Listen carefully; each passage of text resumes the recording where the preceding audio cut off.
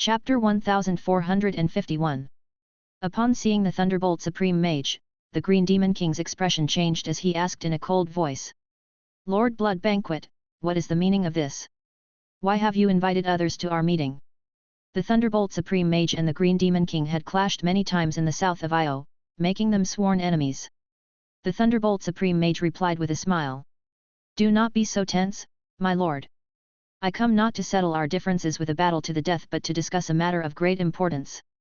The enmity we shared in the past was merely due to our responsibilities and does not represent personal vendettas, does it not? Now that the Kane Empire is riddled with troubles and on the brink of collapse, we, as supreme mages of noble status, have no reason to go down with the Empire. The Blood Banquet Dharma King said. That's right, your demon race do not actually believe that you can bring down the Supreme Archmage by yourselves, do you? It is born from the will of Io and suspected to be related to the secrets of this world, being the only level 7 existence. Even though it is but a mere wisp of a remaining soul, without our help, the demon race and the barbarian tribes would presumably fail to defeat it. Upon hearing this, the Green Demon King, with a calm expression, said lightly. Both of you, please take a seat. No less than 8 level 6 experts gathered here, and their mere powerful presence was enough to make the heavens and earth change color. In the distance, inside the barracks, the Mind Flayer looked curiously at the high-profile figures conversing, wondering what they were discussing, aware that this was clearly not a summit he was privileged to attend. Regardless, with Lord Blood Banquet attending the meeting, it's time for our master to make a move. The blood-colored mountain range. Levi looked at the message sent by the Mind Flayer, somewhat puzzled. This bushy-browed, big-eyed Thunderbolt Supreme Mage who fought for the Supreme Archmage from the south to the north has also defected. This is quite beyond my expectations, and I wonder if all around the Archmage are turncoats. Nevertheless, even if the Kane Empire falls, it has nothing to do with me. According to the intelligence gathered by the Mind Flayer, the Blood Dharma King presumably didn't have any duplications. With this thought in mind, Levi's hermit rune flickered as he quickly flew towards the Blood Temple. Amidst towering mountains, a majestic blood-colored palace was built leaning against the mountains. All around the temple were vigilant guards, each one possessed strength above level 4, led by rank 5 archmages, protecting this place. There was also a pale red glow enveloping the whole area within a 5-mile radius. Clearly, this Crimson Temple was also protected by a large-scale array, much like Ron City. At the back of the temple was a blood pool about a mile around, with foul-smelling blood gathering there, emitting a sky-reaching murderous aura. In the blood pool, a creature with a slender body like a long snake but with a fierce dragon's head, thin limbs and dragon wings on its back, was resting, snoring thunderously. It was Death Bloodworm Klatsiu. As the beloved pet of the Blood Banquet Dharma King, the king had specially built a massive blood pool for it. Underneath the blood pool were countless conduits. These conduits, like roots, spread everywhere, with crimson blood flowing continuously through them, eventually converging in the blood pool above. Inside the temple, numerous mages, both male and female, wearing blood-colored robes and branded with numbers, came and went. All these people were blood servants used by the Blood Banquet Dharma King for his meditation art practice. These actions, in essence, were no different from the Blood Clan, which is why the Wizard Council had banned the Blood School completely. The people of the School of Death merely studied corpses and spirits, while the Blood School directly and blatantly exploited lower-level wizards, draining their blood to supply the upper echelons. In this place that resembled purgatory, there were 3 peak level 5 experts in charge, also the Blood Banquet Dharma King's most powerful 3 blood servants, designated as number 1 to number 3. In the eastern part of the temple, Levi arrived stealthily. Throughout his journey, his danger perception was constantly alerting him. However, judging by the intensity, he could be almost certain that there were no level 6 experts within the temple. But considering the divine talisman Deo of Io, Levi still did not dare to let his guard down. The protective array of the temple is not even up to the standards of Ron City, merely ordinary level 5 strength. It seems this operation is going smoother than I anticipated. If it had been a level 6 array, then he would have no choice but to concede. The ancient shell palace only had the power of 3 shots. However, evidently in the wizard world, level 6 arrays were also rare, let alone on the Io continent. Perhaps only Chaos City, the birthplace of the Supreme Archmage, would possess an array of that caliber. Levi, in the form of a dragon abomination, had the shadow of a blood-colored giant dragon emerge behind him. With the Scarlet Dragon having reached peak level 5, he could pass through this relatively ordinary array by using the Scarlet Dragon Dharma Idol. The giant dragon, carrying Levi, turned into blood fog, passing through the gaps and weaknesses between the nodes of the array.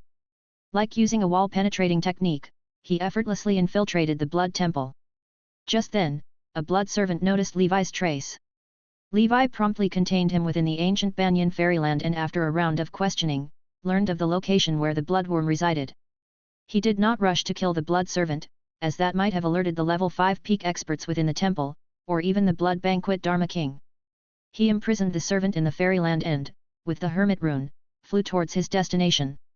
Before long, Levi arrived above the blood pool without trouble.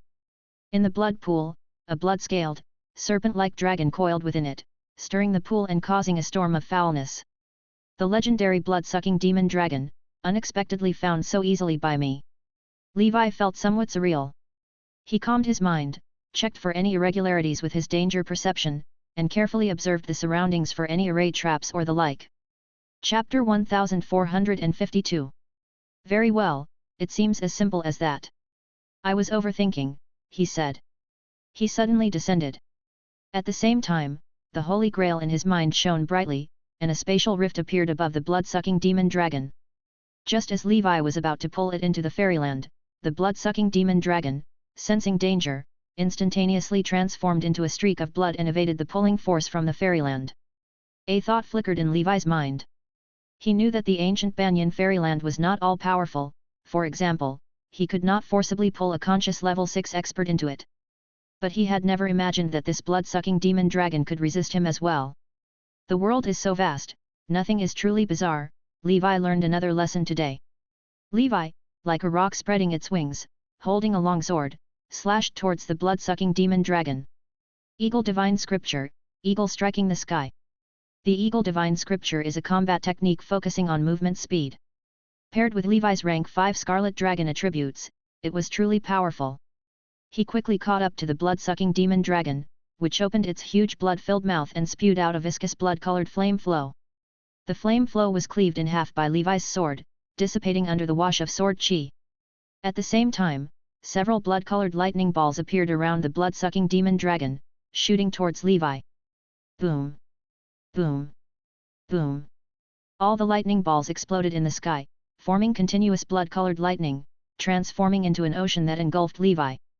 In the blood sea, the lightning clung to Levi's scales like parasitic maggots, as if the blood inside him was being stripped away, evaporating. Interesting, quite a formidable sub-dragon species, he said. He shook his body, took a step forward like a giant striding, picking stars and moon. The warlord catalog, domineering and independent. This move released all the dragon's might within Levi's body. An invisible aura swept across, turning into tangible energy fluctuations, stirring up airwaves, emptying the blood sea. Moreover, high in the sky behind Levi, 6 different but equally majestic giant dragon apparitions stood like gods at the summit of the clouds, 6 pairs of indifferent dragon eyes, all focusing intently on the blood-sucking demon dragon.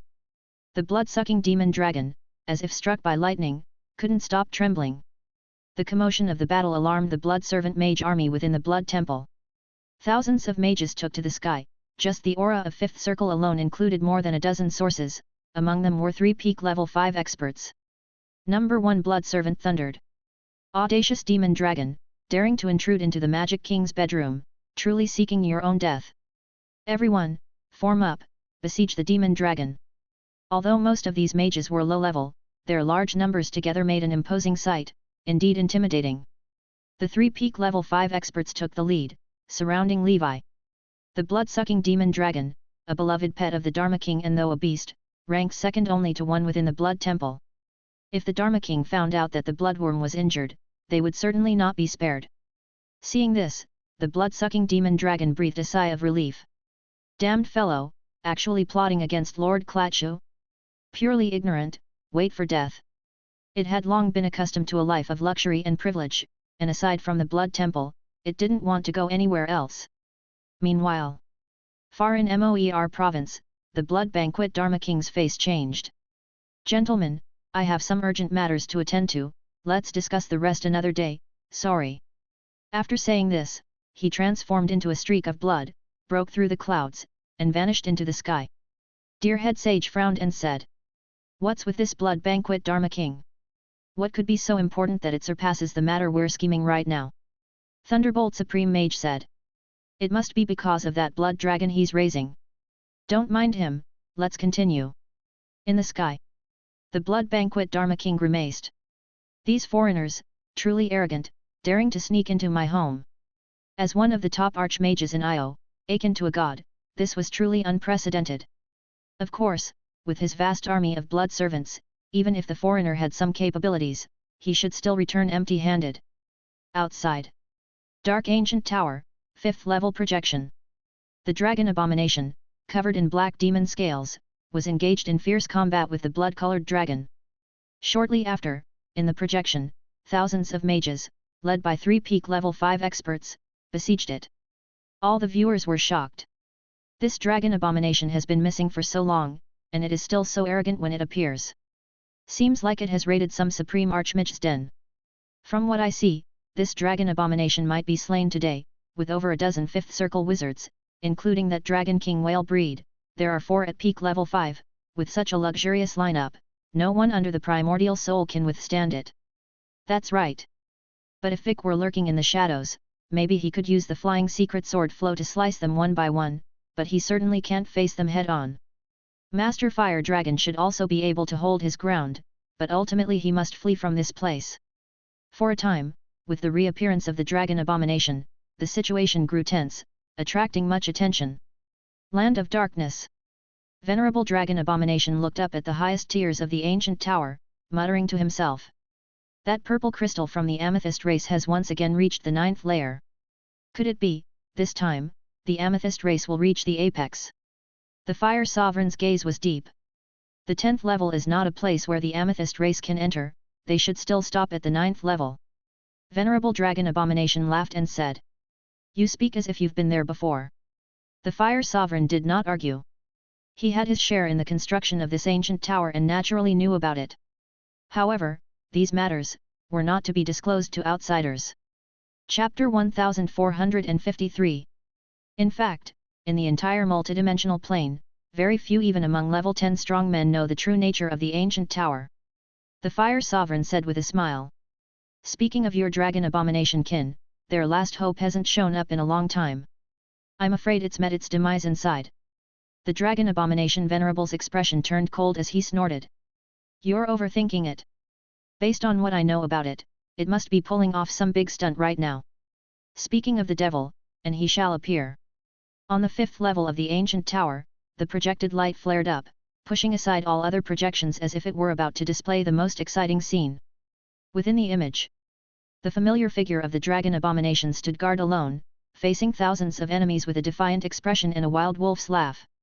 The dragon abomination Venerable's face was full of pride as he said to the Fire Sovereign. "See. Nobody understands the 3-headed dragon abomination better than I do." The Blood God Palace. Levi, sword in hand and astride his steed, let out a roar. Lion King's roar. His overbearing presence swept through, complemented by his domineering and independent hwang of the dragon's might. A group of low-level mages were either stunned or scared to death. The domain of heaven's net deception descended once again, dragging everyone into the endless nightmare. Under this 3-layer divine skill, the legs of those left standing shook with fright. Night fell. 20 stories tall, the 3-headed dragon god Dharma body with 3 heads and 6 arms emerged with an invincible presence that touched the sky.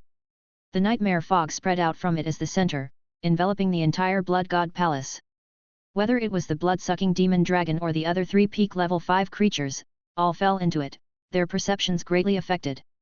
Levi moved through it, intending to take the blood-sucking demon dragon away before dealing a destructive blow to the place. He was worried that if the situation dragged on any longer, and someone possessed a level 6 divine talisman or a supreme archmage arrived, he would be in danger. Soon, Levi found the blood-sucking demon dragon. This creature had actually hidden back in the blood pool again, relying on the power of bloodlines to recklessly unleash blood-red lightning. The lightning had a vast range of attack, and as a result, it injured many of its own allies by mistake. To prevent the blood-sucking demon dragon from using that method to escape again, Levi held the golden snake divine palace and slammed it down from the sky. Now, his golden snake breathing technique had also advanced for 20 years. With the increase in proficiency, the suppression power of the Golden Snake Divine Palace had grown slightly stronger than before. The blood-sucking demon dragon was suddenly caught and thrashed wildly within the Divine Palace. Cracks spread across the surface of the palace. As it was about to escape, a spatial rift emerged, sucking the blood-sucking demon dragon into it. The rift closed, and Levi, looking at the Holy Grail in his mind, breathed a sigh of relief. He could leave the rest to Godnik and the Black Lotus Beast. Within the 8 heavenly dragon prison, the blood-sucking demon dragon looked around at the hellish scenery with a face full of terror. A black-scaled giant beast, immense as a mountain, appeared, emitting an aura even stronger than the dragon's. Its ancestral memory told it. This was the strongest sub-dragon species. The Black Lotus Beast. Boom! The Black Lotus Beast lashed its tail, swatting the blood-sucking demon dragon away. The blood-sucking demon dragon, like a kite with its string cut, crashed to the ground. It got up just to be smashed underground by another colossal iron structure falling from the sky. Rumble! Godnik held his long sword and pinned the blood-sucking demon dragon's wings to the ground. The Black Lotus Beast lunged forward, its thick dragon claws wrapping around the blood-sucking demon dragon's head while Nick pried its jaw open. The Black Lotus Beast opened its huge mouth, pitch-black breath already brewing within. Feeling the overwhelming attack about to be unleashed, the blood-sucking demon dragon knew that if it did not surrender now. Up next, the Black Lotus Beast's breath would be fired mouth to mouth straight into it, churning its insides to pieces and tearing its body in half. "Big brother, don't kill me, I surrender." The blood-sucking demon dragon spoke with a human voice, recognizing the Black Lotus Beast as its big brother on the spot. The Black Lotus Beast was taken aback. "You can speak human language too." Outside, the three-headed dragon god swung his sword wildly, stripping the entire blood pool with his sword chi, which the Holy Grail then collected within. By this time, the nightmare fog arranged by Levi had already been broken by other archmages. The three-headed dragon god was exposed in front of all the mages. An overwhelming barrage of attacks came hurtling towards him. 6 Dharma idols appeared, but they only resisted for a moment before being torn apart. However, using this opportunity, Levi used the power of the void and disappeared from the spot. "Damn it, he got away. Lord Klaatu has disappeared too." The blood servants looked around. In an instant, the void above shattered.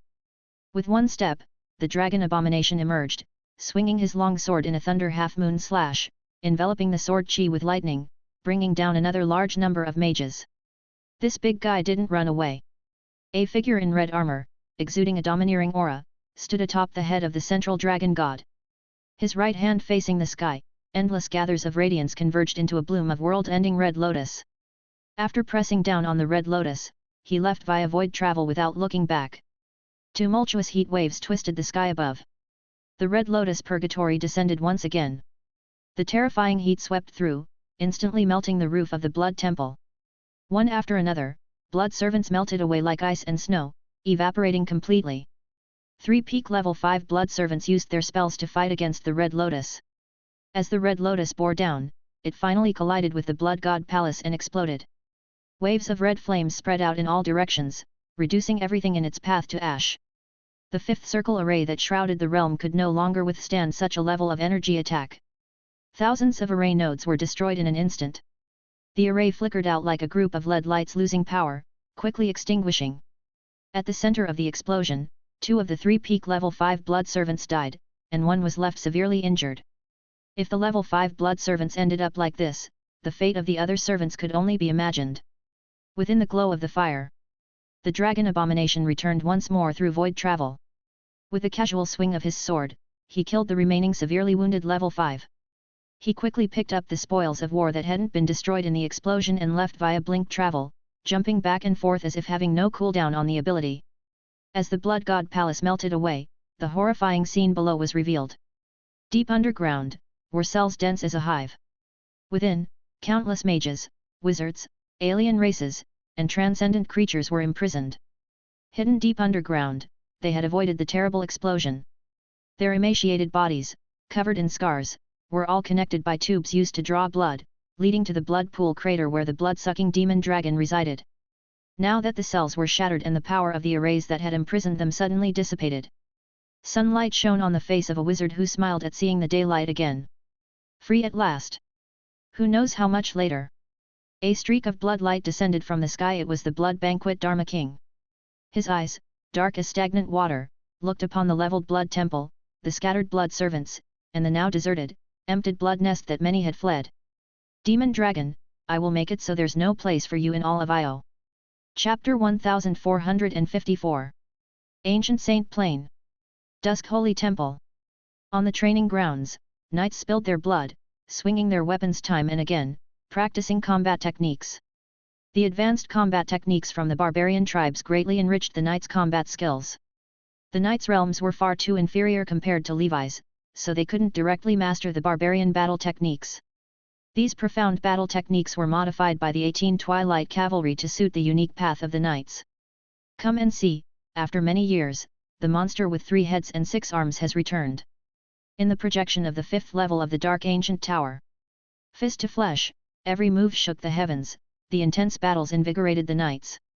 Ultimately, the monster single-handedly, with the fire of Red Lotus, annihilated the army of mages like heavenly troops and generals, and left with elegance. So strong, this is truly invincible under the primordial soul. One day, if I could have 1/10 the strength of this monster, I would die without any regrets. I'm not asking for much, 1% would be enough. Human realm. Even though it was daytime, a faint red moon appeared in the sky. Under the red moon, the ancient members of the Blood Clan in Nora slowly awoke. A muscular man sat alone amidst ruins, which had once been a gathering place for the Blood Clan, but now, he had leveled it to the ground. From high above, one could vaguely see a crater in the shape of a dragon's claw, several miles in diameter. He was Dragon. The influence of the Blood River will on this world is growing stronger, it seems to have become even more potent. He looked towards the 5th level of the ancient tower. This mysterious member of the dragon bloodline is getting stronger with each appearance, continually reshaping my understanding of him. With so many characteristics of the dragon clan, could it be that the dragon clan in the multidimensional plane is planning something big? Endless Sea. Witch's family. Triss's cabin. Triss, who had been secluded for a while, lay in her bathtub, stretching her body comfortably. She nestled her long beautiful legs, sipping red wine, while reviewing the images of Anya over the years. That bald guy from the Ocean Abyss Alliance knows well that Anya is my son, yet he dares to touch him. Better not die inside the ancient tower, or I'll sort you out when you come out. Of course, seeing Anya's advancement to 5th circle, and surviving a close encounter with a top talent like Mangong, Triss also breathed a sigh of relief and felt comforted. The purpose of letting Anya enter the ancient tower was also fulfilled. Mom's hairpin, just lost like that, this kid. She sighed helplessly. Reflecting on Anya's projections in the ancient tower over these years, Triss realized that this kid seemed to have survived calamities by sheer luck, which seemed a bit too good. That made her think of Levi, who had disappeared for 60 years, and the agreement between her and Levi. Could it be that Levi had been helping Anya secretly all this time? Triss was sure that Levi was in the ancient tower, definitely under a different identity. Since Anya had reached 5th circle, it made no sense for Levi to still be 4th circle. With Levi's abilities, it was highly probable that he was also in the ancient tower's ranking, it just wasn't clear which one he was. She looked through the profiles of the dark horses that had emerged in the tower over the years, trying to identify him through the process of elimination. First excluding those who were well known outside the tower with organizations and clear identities, the list was narrowed down considerably. The first one she saw was Master Fire Dragon, who landed directly at the top of the list. This one's too handsome, and lacks a masculine aura, doesn't match Levi's temperament at all. A person can change his appearance, but it's hard to change his inherent temperament, so he's basically out. Master Fire Dragon, she had a faint impression of him, and she was initially surprised and puzzled by his sudden rise to the top. But after seeing his battle record, she understood. With one strike, annihilate 6 5th circle wizards, and defeat a 5th circle perfectionist. Are the young folks these days all this strong? Triss opened her mouth slightly in surprise. Faceless wizard, 3rd on the list, identity mysterious, suspected to be a nomadic wizard, has killed 5th circle perfection opponents several times, skilled in spells but also possessing commendable body refining cultivation, true identity unknown. This one is suspicious. Triss tapped her chin with her finger, seriously pondering and analyzing. Death's Blade, Victor, founder of the Flying Secret Sword Cult, has numerous followers, 7th on the list, rarely acts, otherwise his ranking could be higher. The 2 times he acted, once he killed a peak 5th circle archmage, and another time he killed a 5th circle perfection wizard. Note, both kills were from tens of miles away. Interesting, this Victor's approach and ideas are really good, it's not unbelievable it might be Levi in disguise. White-robed Gandalf, 10th on the list, suspected to have mastered the path of Wizard Cain, skilled in body tempering spells, with an unmatched physical body, kind-hearted, has saved nomadic wizards in peril several times, now holds high prestige in various gathering places of nomadic wizards in the wizard world, hailed as the light of the nomadic wizards. After reviewing the list, Triss tilted her head, thinking. Somehow, all these guys seemed like Levi, yet not quite like him. Not until she saw the latest projection of the 3-headed dragon abomination exhibiting divine powers and sweeping through armies single-handedly, did her heart stir. Could this kid have changed his species just to escape scrutiny? But this dragon abomination is too strong, although he's excellent, he shouldn't have this level of strength. With Triss's keen insight from years of cultivation, she had seen countless so-called strongest under the primordial soul in her lifetime. Chapter 1455. But not a single one could achieve battle records like the dragon abomination. Moreover, judging by its fighting, it seemed completely at ease, as if it had not given its all yet. Wizard World. The re-emergence of the 3-headed dragon abomination undeniably reignited a blazing fire in the ancient tower battle, which was close to its conclusion. The wizards had thought that the Master Fire Dragon, with his own power, had set the record ceiling by instantly wiping out 6 5th circle wizards. But the 3-headed dragon abomination taught them a harsh lesson. It was unbelievable. So many level 5 wizards, including 3 at the peak level 5, were utterly powerless before the dragon abomination's multi-limbed might and the world-ending Red Lotus, eventually leading to their complete annihilation. This was the epitome of one man holding the pass against 10,000 enemies, with no exaggeration for dramatic effect. In light of this, the few supporters of the 3-headed dragon abomination in the wizard world finally had a moment to puff out their chests. The fact proves that in the face of the 3-headed dragon abomination, the Master Fire Dragon and the likes of Lord Victor are not worth mentioning. What does the strongest human beneath the primordial soul amount to? This is the strongest life form beneath the primordial soul. Give it some more time, and it might be able to stand shoulder to shoulder with the primordial soul despite its rank 5 body. Land of Darkness. The carefree laughter of the dragon abomination venerable shook the surrounding void into trembling. Ha ha ha, Fire Sovereign, wasn't I right? Tell me honestly, with your perspective as the top entity across the Panplane, how do you rate this kid's performance in his recent battle? The Fire Sovereign remained silent. Indeed, this kid had managed to stir some waves in his tranquil heart. After some thought, the Fire Sovereign spoke indifferently.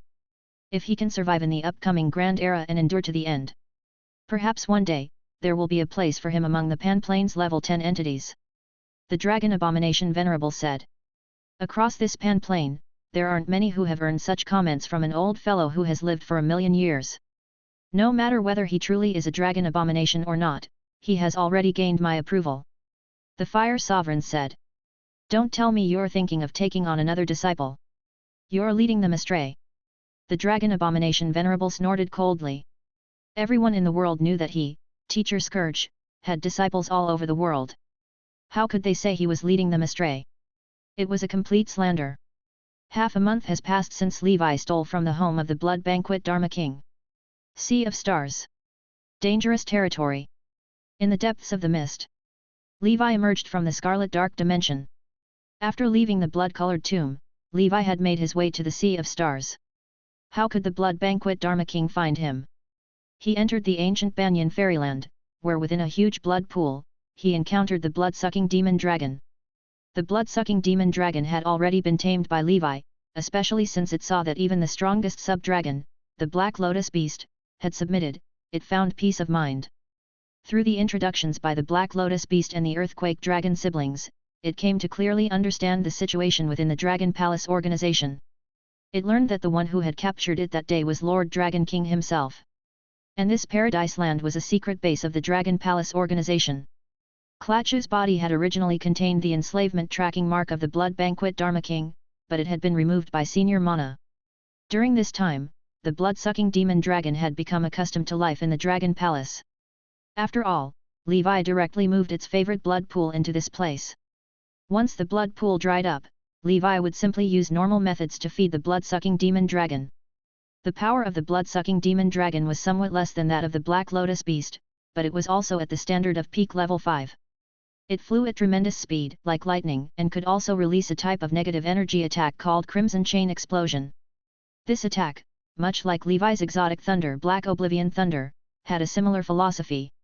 Its power was formidable, and upon contamination, it was like a relentless maggot in the bones, causing the victim's blood to boil and their veins to burst, leading to death. However, Levi's body was extremely robust, so naturally, this did not affect him. Overall, the blood-sucking demon dragon not only solved Levi's problem with the Crimson Dragon's secret medicine for a long time but also joined Godnik and the Black Lotus beast as a member of the Beating 3 People group. With the aid of the 8 Heavenly Dragon Prison, it's not just ordinary 5th circle perfection that can be handled, but even peak level 5 Amethyst race individuals could be beaten senseless in minutes. As for the spoils of the level 5 archmages that Levi plundered, they were rather unremarkable, merely some garbage that Levi had no interest in. It was better than nothing, at the very least. Of course, the haul wasn't completely without merit. In the storage ring of someone unknown, Levi found an ancient black parchment entitled Shadow Demon Secret Book, authored by anonymous shadow wizard. This must have been the spoils collected from the wizards who had entered the ancient tower with their blood servants. Judging by its age, the shadow wizard must have been an ancient wizard from the shadow school of thought. However, with the title shadow being common, it was impossible to determine their true identity. The Shadow Demon Secret Book recorded numerous odd and rare spells and secret techniques of the shadow faction. Among them was one that Levi and many primordial soul wizards would find intriguing, the shadow parasitic technique. At first glance, this technique might seem mundane, but after reading through it, Levi couldn't contain his excitement. The secret technique turned out to be akin to the body-outside embodiment method from the cultivation novels of his previous life. After cultivation, one could separate a shadow avatar from oneself. This shadow avatar was similar to the flame ghost avatar and was an indispensable part of Levi's being. It was an independent life form, yet its consciousness and thoughts originated from Levi himself. Chapter 1456. That is to say, its main computing power was also split from Levi himself, possessing relatively higher intelligence as well. This has its pros and cons. The disadvantage is that such a duplication isn't particularly intelligent, and often, it still troubles the original's mind. The advantage is that there's no need to worry about the most common problem with duplicates. Duplication devours the original. In the realm of technological civilization, this is simply known as intelligent mechanical crisis or artificial intelligence crisis. For Levi, a tool like duplication doesn't need much intelligence. He was just curious if this kind of duplicate could be cultivated, whether it could share some of his cultivation work like the Flame Ghost avatar. For instance, the cultivation of body tempering techniques. Over the years, due to time constraints, he had completely halted the cultivation of bronze statue body tempering technique.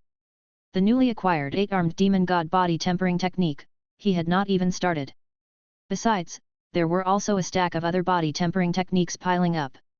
He had always wanted a duplication that could automatically cultivate body tempering techniques to take his place. This way, he could relax a bit, and now it seemed he was finally seeing the dawn.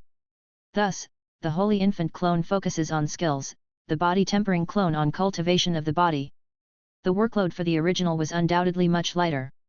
Of course, all these hinged on whether the shadow avatar could automatically cultivate the body tempering technique. Levi briefly schemed through it and found that to cultivate this secret technique, the following preparations were needed. First, 1 Shadow Demon Crystal Core, the stronger, the better.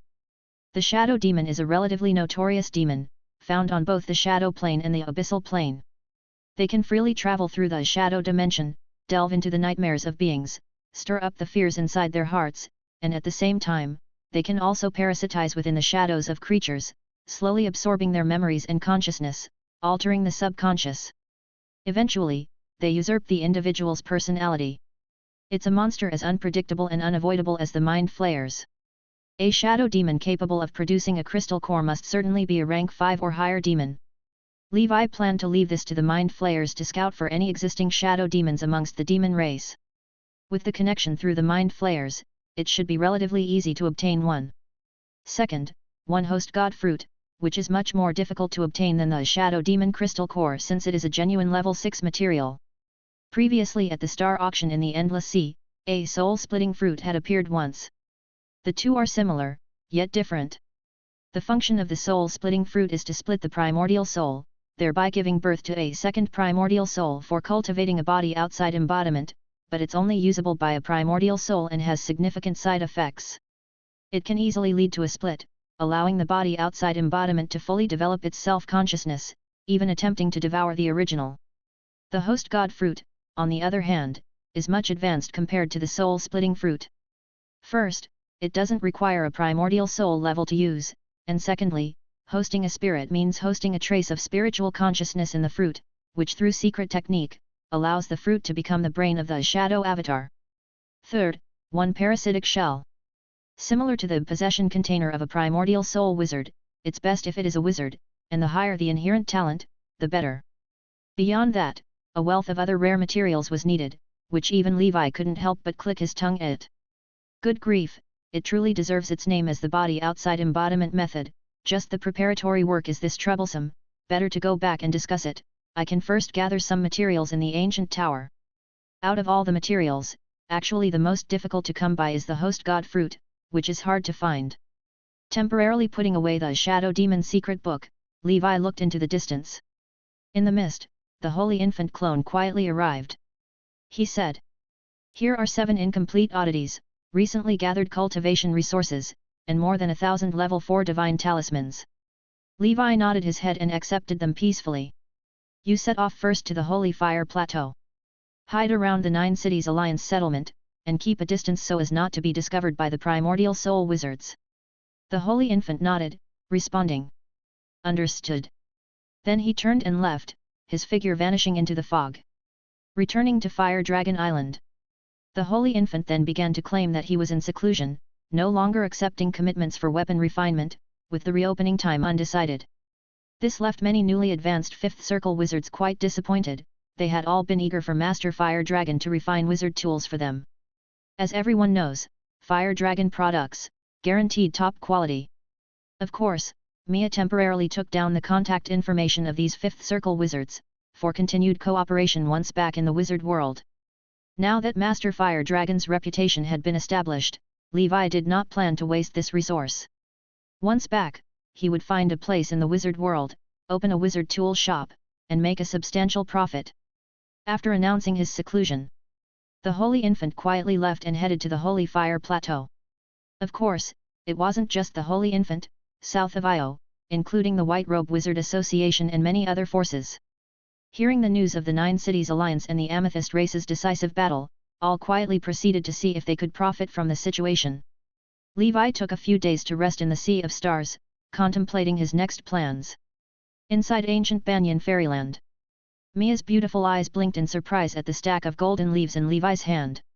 "How many from the golden absolutes have you killed?" Levi shook his head, smiling. "I got these from another wizard, thanks for the trouble, Senior Mia." Mia pursed her lips, her jade hand taking the golden leaves, her expression pleased as she said. Chapter 1457. No problem.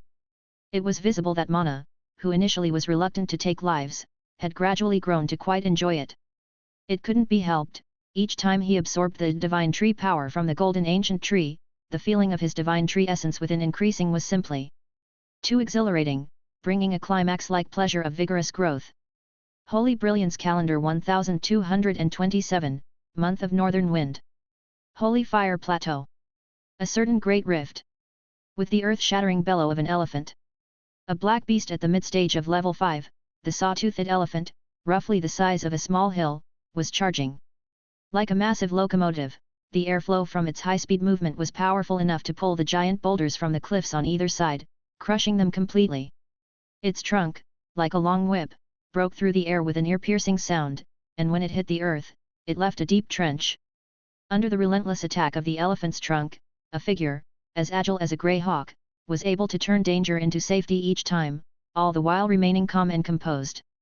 Levi, bare-chested, showed off his muscular build without utilizing any special form. Lion King Battle Technique Lion Pouncing Elephant.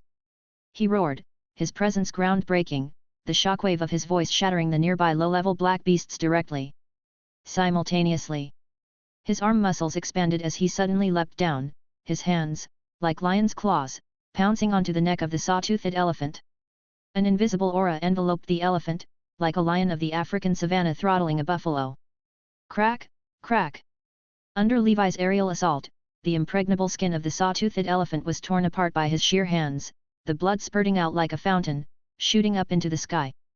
The head of the elephant was forcibly ripped off by Levi, and its body twitched on the ground before ultimately becoming completely lifeless. The 5th level of the Lion King battle technique is amazing. Tearing apart wild giant elephants by hand. And I've only just entered the 5th level. Once I fully master it, the power will be even greater. Levi dressed himself and started collecting the scattered black beast corpses into his storage ring. During the wait for the big battle to begin, he didn't waste any time but practiced combat techniques while collecting black beast materials. After leaving the ancient tower, it would become more difficult to find black beasts in such concentrated numbers. Hence, it was better to stock up now and let Long feast on them. Several days later, Levi left the rift and flew towards the direction of the Nine Cities Alliance.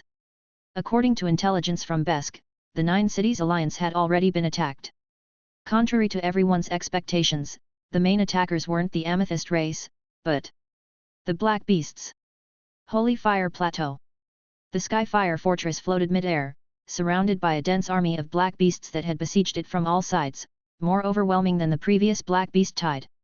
Most notably, within the vast army of black beasts, there were 2 mountain-like colossal beasts, each standing 100 stories tall. One of them stood erect, resembling a giant ape. The giant ape's black fur stood up like steel needles. However, its head was fleshless, revealing only a skull that flickered with pitch-black demon fire. Its chest was robust, muscles bulging, and holding a pristine white bone of a giant beast's leg in its pillar-like long arms, covered with bone spurs and barely discernible rugged patterns, likely a rare treasure in itself. Transcendent creatures of level 6 and above, though unlike the so-called demon beasts from Levi's past life that could transform, didn't lack intelligence compared to humans. Especially such ape-like creatures, using simple tools and even crafting crude treasures, was nothing out of the ordinary. Inside the Skyfire Fortress, Besk's face was sullen as he muttered to himself. That's the 6th level Black Beast Lord, Skull Ape King. Possessing tremendous strength, moving mountains and hills is merely trivial for it. The other colossal beast was a blue bird with a wingspan close to a kilometer, its form resembling an egret. With a long slender beak, neck, and legs, the blue feathers radiated a forbidding chill, causing black beasts within a 10-mile radius to consciously steer clear, lest they become frozen stiff over time. Gomez, his eyes filled with dread, exclaimed. A 6th level Black Beast Lord, Ice Egret King, and it's a black beast born with an ice domain. Beyond that, the myriad flying black beasts and the land-dwelling ones had completely encircled the Skyfire Fortress. Among them, rank 5 black beasts numbered in the hundreds, far surpassing the number of 5th Circle wizards within the city. What's going on here? Hasn't the Black Beast tide already passed? Why are there so many black beasts emerging again? I don't know, it must be the Amethyst race behind this mischief. Don't worry, we have the Skyfire Fortress, a level 7 treasure, and with Lord Roman defending, the defense is impregnable. No matter how many of them come, they'll only meet their deaths. Lord Roman stood atop the castle, gazing into the distance, his voice cold as he said. The level 6 from the Amethyst race can come out now. In the void of the wilderness ahead, a figure, holding a sinister blood-red flower, suddenly descended. As General Sukka appeared, the surrounding black beasts went into a frenzy, with the 2 level 6 creatures charging toward him. Lord Roman's expression changed, and he shouted angrily. Is this the 9-leaf blood datura? You Amethyst race, resorting to such despicable and filthy tactics. Sukka looked at the charging black beast lords, the purple light in his hands intensifying as he completely turned the 9-leaf blood datura into powder. Puffing out his chest, he blew out a breath, and the world roared with rage as the gales tumbled, scattering countless black beasts.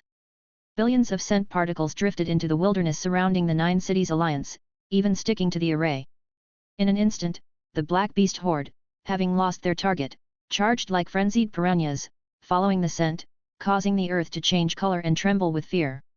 Chapter 1458. Compared to wizards, our Amethyst race's level of slyness can only be described as child's play. Sulka laughed heartily. O saints above, bear witness to us slaughtering the invaders, to bring glory to the Holy Clan." Streams of purple light surged from all directions. In the face of the vast hordes of black beasts, they seemed insignificant, yet each one radiated an aura of undeniable dominance. The strongest tribe. Their cries swept through the air, ripping the sky asunder. The arrays surrounding the Skyfire fortress flashed wildly. Besk Taylor called out loudly. "Don't panic, everyone. The Skyfire fortress is protected by a sixth circle array, an unbreakable defense. All units will fight in shifts, prioritizing the flying black beasts and the long-distance ones attacking the array to prevent energy depletion. The black beast army is vast, prepare for a protracted battle." In an instant, the well-trained wizard army dispersed to every corner within the city. Under the leadership of Fifth Circle wizards, they engaged in battle with the Black Beast army. Gomez approached Roman and asked, "Lord, the ancient tower is about to close, and although we haven't completely explored the Holy Fire Plateau, it is mostly done. Can we use the Skyfire Fortress to travel through the void directly, leaving this place to avoid meaningless battles? After all, killing black beasts isn't very valuable." Their original intention was to take this opportunity to hunt down some from the Amethyst race, but now, it seemed the main enemy had become the black beasts. Roman spoke indifferently. "You make sense, but the Skyfire Fortress was damaged in the previous battles and can only perform ordinary flight, unable to travel through the void. Of course, I could use control spells to shrink it and escape with it, but what about all the wizards inside the city? Should we expose them all to the enemy? So, tell these people, if they want to live, they need to kill all the enemies. With me here, the sky won't fall." Roman was full of confidence. Gomez had nothing more to say, but he began to have second thoughts. With 3 level 6 experts on the enemy side and only 1 on theirs, how could they fight? High above the battlefield, a few unassuming flying scythe beasts circled in the wind disaster stratum. 1,000 miles away, Levi and the Holy Infant, each in a different direction, watched covertly. 2 black beast lords, 1 amethyst race general, 1 primordial soul wizard. This is an unprecedented grand melee. It was also his first time witnessing a war of this scale. "I can't go out now, the level 6 experts haven't started fighting yet. If they discover me, I'll be in big trouble." The battlefield was like a meat grinder, with 1 black beast after another dying, their corpses strewn across the wilderness. Levi watched until his eyes grew weary. "After this haul, whether it's crafting talismans or long, we won't have to worry about black beast materials for a long time."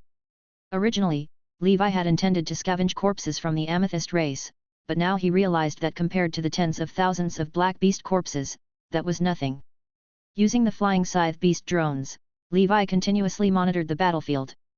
The black beast's first surge was quickly quelled by the arrays. It was clear that the 9 Cities Alliance had already rehearsed this many times over. All wizards were divided into different combat groups, taking turns in battle. Once they almost depleted their spiritual force and spell power, they would rotate out for a rest. This way, there were always wizards available to protect the array's side and clear out the black beasts. Roman, with his arms crossed over the void, exuded a magnificent presence. This day's battle would undoubtedly be projected to the wizard world. Let the world witness the might of the burning school of thought. Meanwhile, outside the dark ancient tower, this unprecedented, massive-scale battle drew the attention of countless individuals. The burning school of thought was ablaze with excitement. "Burn, burn, burn. Let the flames purify everything. This is the school that birthed the current Grand Council chairman. We are number 1. Of course, the other wizard schools also hoped that the 9 Cities Alliance would be victorious. This was the fundamental sense of a common civilization. In the land of darkness. Suddenly, a purple projection appeared beside the dragon abomination Venerable. His towering form reached the sky, covered in various ferocious scars. The fire sovereign laughed. "Amethyst Saint, you've also come. Oh, it's just a projection. I wondered how you dared leave the Amethyst Plain, being so close to Nora." The Amethyst Saint sneered. "I've come to witness the children of the Holy Clan shatter the self-esteem of those self-righteous wizards." 2 Pan-Plane top 5 powerhouses conversed while the dragon abomination Venerable silently watched the battle, not intervening. As the most knowledgeable being about the 3-headed dragon abomination in the Pan-Plane, it intuitively felt that the youngster wouldn't miss such a festive occasion. Perhaps, in time, he would bring a great surprise. At the edge of the Holy Fire Plateau, Where the Black Beasts, Amethyst Race, and the Nine Cities Alliance's armies clashed, shadows lurked in concealment. Like Levi, they all awaited the moment when the clam and snipe struggle, and the fisherman profits. In a valley, the Rust Dragon Wizard gazed into the distance, with Fifth Circle Perfection Wizards Alexandra and Elsie by his side. Alexandra laughed. This spectacle makes me doubt whether the Nine Cities Alliance can hold on. Elsie said. Even if they hold, the Nine Cities Alliance will surely be severely weakened and gravely hurt. The Rust Dragon Wizard commented lightly. Let's see how Roman deals with this. At the edge of the battlefield, Levi's danger perception was constantly triggered. There must be level 6 experts hidden around, with the same intentions as me. Those too far from the south probably didn't come, but Rust Sr. likely did. Chapter 1459. With that thought, Levi entered the Holy Grail. Ancient Banyan Fairyland. Mana was immersed in the pleasure of absorbing the power of the divine tree. Levi spoke earnestly. Madam, I may need your help soon, but I'm not sure when. Mana's face flushed, she exhaled a scent of grass and wood, saying, Can do. Levi's heart was gladdened, and he felt more at ease. On the sea surface, the Shell Demon Mistress and the Shell Demon clan were feeding the extraordinary shells. Upon seeing Levi, the mistress moved like a lotus, slightly bowed, and softly said, Lord, what are your orders? Levi asked. Get the level 6 lightning pillars ready, we may need them soon. The Shell Demon Mistress said. Understood. It looked like the Lord was planning to hunt a level 6 being. The thought was thrilling. Levi returned to the outside world and put away the Holy Grail. We'll have to play it by ear next. Skull Ape King, Ice Egret King, Sulka, Roman, these 4 level 6 experts in fierce combat, if someone gets seriously injured and flees upon death's door. Relying on Mana and the level 6 Italian cannon, hunting a level 6 might be achievable. A rank 5 facing a level 6 isn't impossible, provided you have level 6 abilities, as they say. Fight level 6 with level 6. And Levi had 3 such means. Mana, Ancient Shell Palace, level 6 Divine Talisman, though he would rather not use the talisman unless absolutely necessary. On the battlefield, the wolf teeth bone stick wielded by the Ape King could gather a meteorite about a mile in diameter with every swing. From 100 miles away, he hurled it in long-distance attacks. Wherever the meteorite flew, the void shattered, and air waves rolled back. Such a level 6 method could only be withstood by the firepower of Skyfire Fortress and by Roman. Other Fifth Circle wizards would be crushed instantly. Within Skyfire Fortress, one alchemy cannon after another shot into the sky, shattering all the meteorites. The Ice Egret King spat out ice blue flame flows, which Roman countered with spells. Relying on Skyfire Fortress, Roman alone easily fended off 2 Black Beast Lords. As for Sulka, this provocateur was now hiding in the shadows, waiting for an opportunity. After a tentative attack, the giant beasts retreated for the time being. Roman's face was solemn, no longer as relaxed as at the start. Gomez said, Lord, even though Skyfire Fortress can't perform void teleportation, normal flying is no problem, right? Roman asked. What are you getting at? Gomez said. Since the White Robe Wizard Association refuses to help us, let's take these black beasts and make the first move. We could also go to the cities of the empires, use those local mages to exhaust the enemy forces. In any case, we can't keep stalling here. Roman revealed a sinister smile. Send me the coordinates of the nearest city without a level 6 presence and that of the White Robe Wizard Association to the Holy Fire Plateau. Let's heat things up in the whole of Io. After a half-day battle, the Black Beasts hadn't taken Skyfire Fortress. Sulka's face was ashen. Damn level 7 treasure, if it weren't for this artifact's shelter, the Nine Cities Alliance would have been obliterated long ago. All of a sudden, Skyfire Fortress burst into a blazing light that reached for the heavens. Upon the array, an invisible shockwave swept across, knocking all the black beasts that were lying on top into the air, shattering some of them. Boom, boom, boom. On one side of the Skyfire Fortress, something like a gigantic barrel extended. Some curious black beasts flew over, trying to crawl inside. A blue flame tail, stretching a kilometer long, burst out, instantly melting and evaporating the beasts. The Skyfire Fortress began to move. Though not very fast, it still left a large pack of black beasts behind. The black beasts followed in a mighty throng. The two beast kings even turned into streaks of light, pursuing relentlessly and constantly attacking the fortress to slow down its progress. Gomez shouted loudly. Everyone in the city who wants to live, hand over your ether stones for the operation of the Skyfire Fortress, or else be thrown out to feed the black beasts. As soon as these words came out, there was an uproar on the spot. Why should we? Damn it, I worked hard for my ether stones. I quit. Wizard after wizard became furious. But Roman didn't care about that. The movement of the Skyfire Fortress, including the operation of its arrays, required a huge amount of energy, and it couldn't rely solely on the charging array. Though reluctant, after seeing some wizards thrown out and then overwhelmed by the Black Beast army behind, the others fell in line. In the valley, seeing the Skyfire Fortress begin to move, and towards the northern, the Rust Dragon Wizard was first puzzled, then his expression changed as he said, "Quick, notify everyone from the White Robe Wizard Association to leave the Sea of Stars immediately. The Nine Cities Alliance really has no shame, planning to divert disaster to us. The ancient tower will soon be over, everyone find a safe place to wait for return. The mission and purpose of the White Robe Wizard Association is accomplished. If fate allows, in the wizard world, we may meet again." The Rust Dragon Wizard looked into the distance, his eyes filled with murderous intent. Luckily, he came here to watch the battle, or else the White Robe Wizard Association would have been screwed over by that despicable old dog Roman. Yali Alexandra and Elsie immediately notified the administrators in the Sea of Stars. When the message reached the Sea of Stars, there was an uproar. The Nine Cities Alliance, along with the Amethyst Race and Black Beasts, is attacking. The White Robe Wizard Association is disbanding. Everyone take refuge on your own and take care. Damn it, the people of the Nine Cities Alliance have such ill intentions, it's too much. We must go to the Wizard Council and lodge a complaint. Farewell, everyone. Let's stay in touch in the wizard world. Goodbye.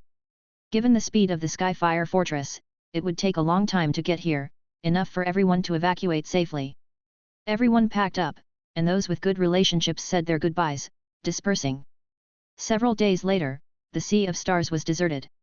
Madame Miracle looked at this scene, sighed, and silently left. At the Holy Fire Plateau, Levi certainly saw the intention of the Nine Cities Alliance. He desperately wanted to give that shameless old dog Roman a taste of an Italian cannon right now. Now, at the original site of the Skyfire Fortress, there was nothing on the battlefield but the corpses of black beasts. And that feeling of danger was completely gone. It was clear that as the Skyfire Fortress moved away, those level 6 experts also left. The Holy Infant moved across the battlefield, his storage ring already filled with several. There was no helping it, the corpses of the black beasts took up too much space. Levi directly used the ancient Banyan fairyland to open a spatial rift and frantically pulled in the corpses. Mine, all mine. Inside the fairyland, in an open field, the corpses of the black beasts quickly piled up like mountains in the truest sense. Hill after hill appeared abruptly within the fairyland. Just like that, Levi and the Holy Infant followed far behind the Skyfire Fortress, easily picking up garbage along the way. Inside the castle, Besk Taylor relayed the battle situation to Levi in real time. If there was a chance to seize an opportunity, he could quickly rush over.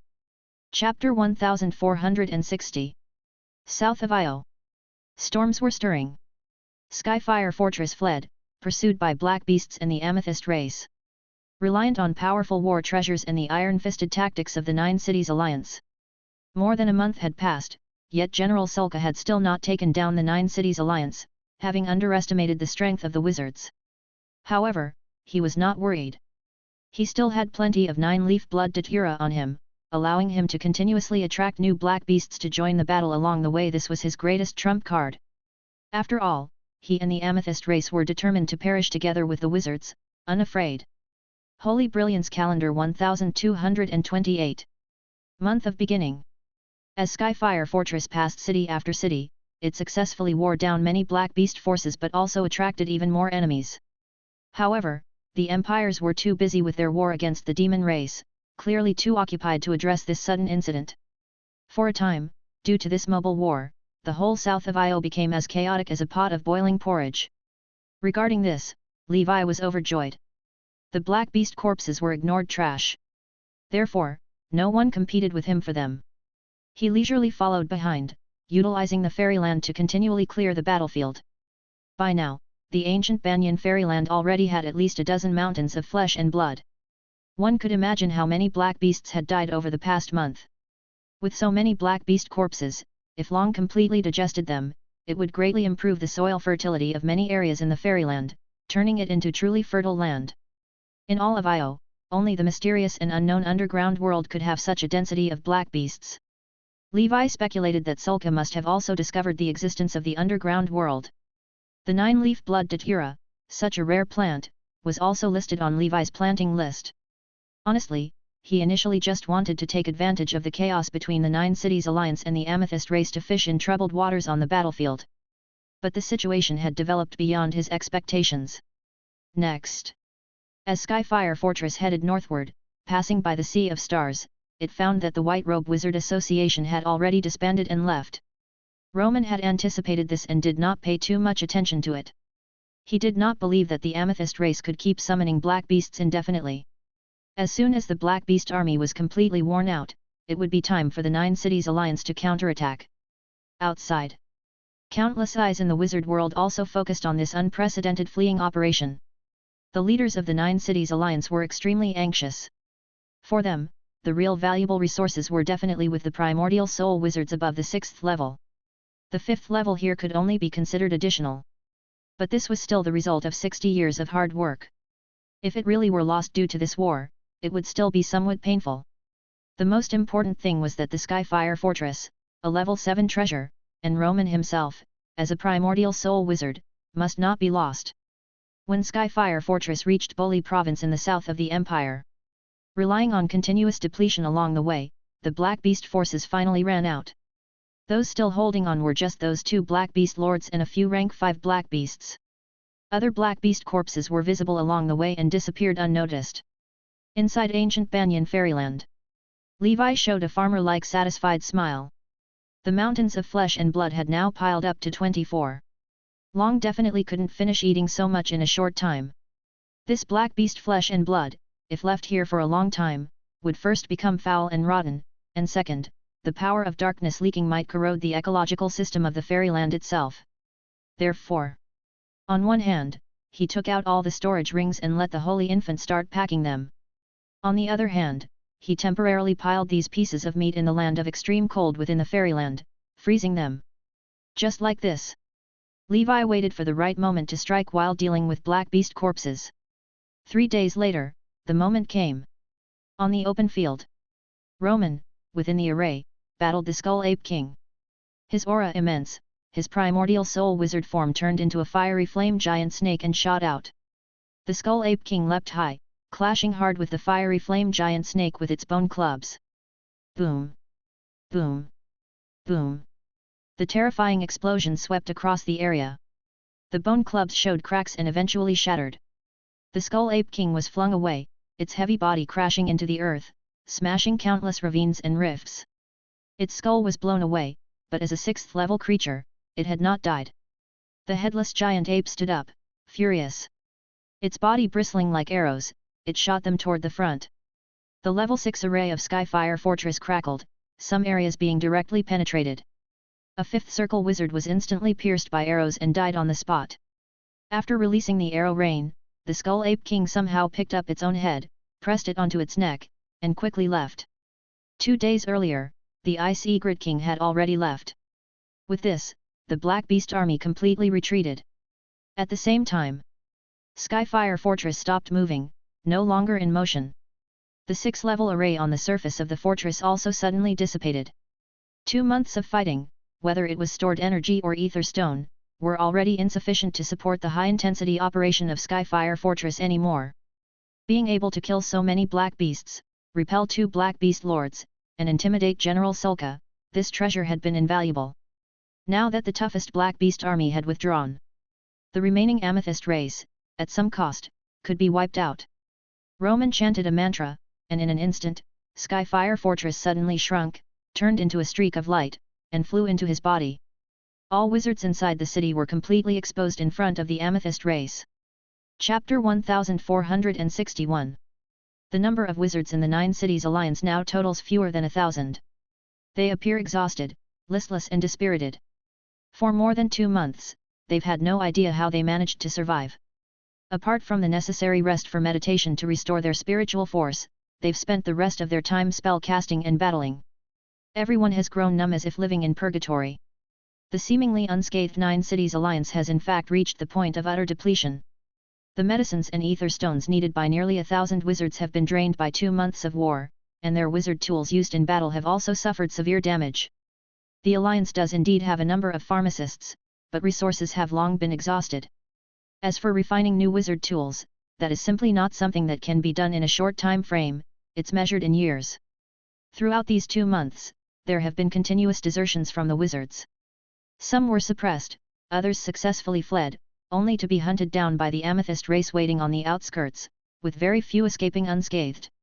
Roman scanned the room and said coldly, "All energy in the Skyfire Fortress has been exhausted, and the array cannot be activated, it's not much use now.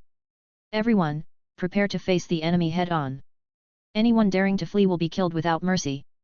Upon hearing this, the wizards gathered their spirits and stood guard.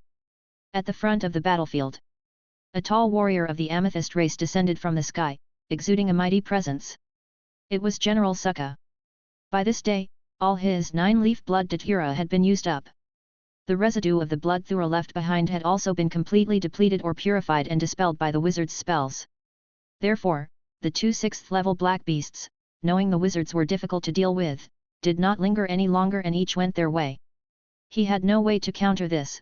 He knew that from now on, there were no more shortcuts.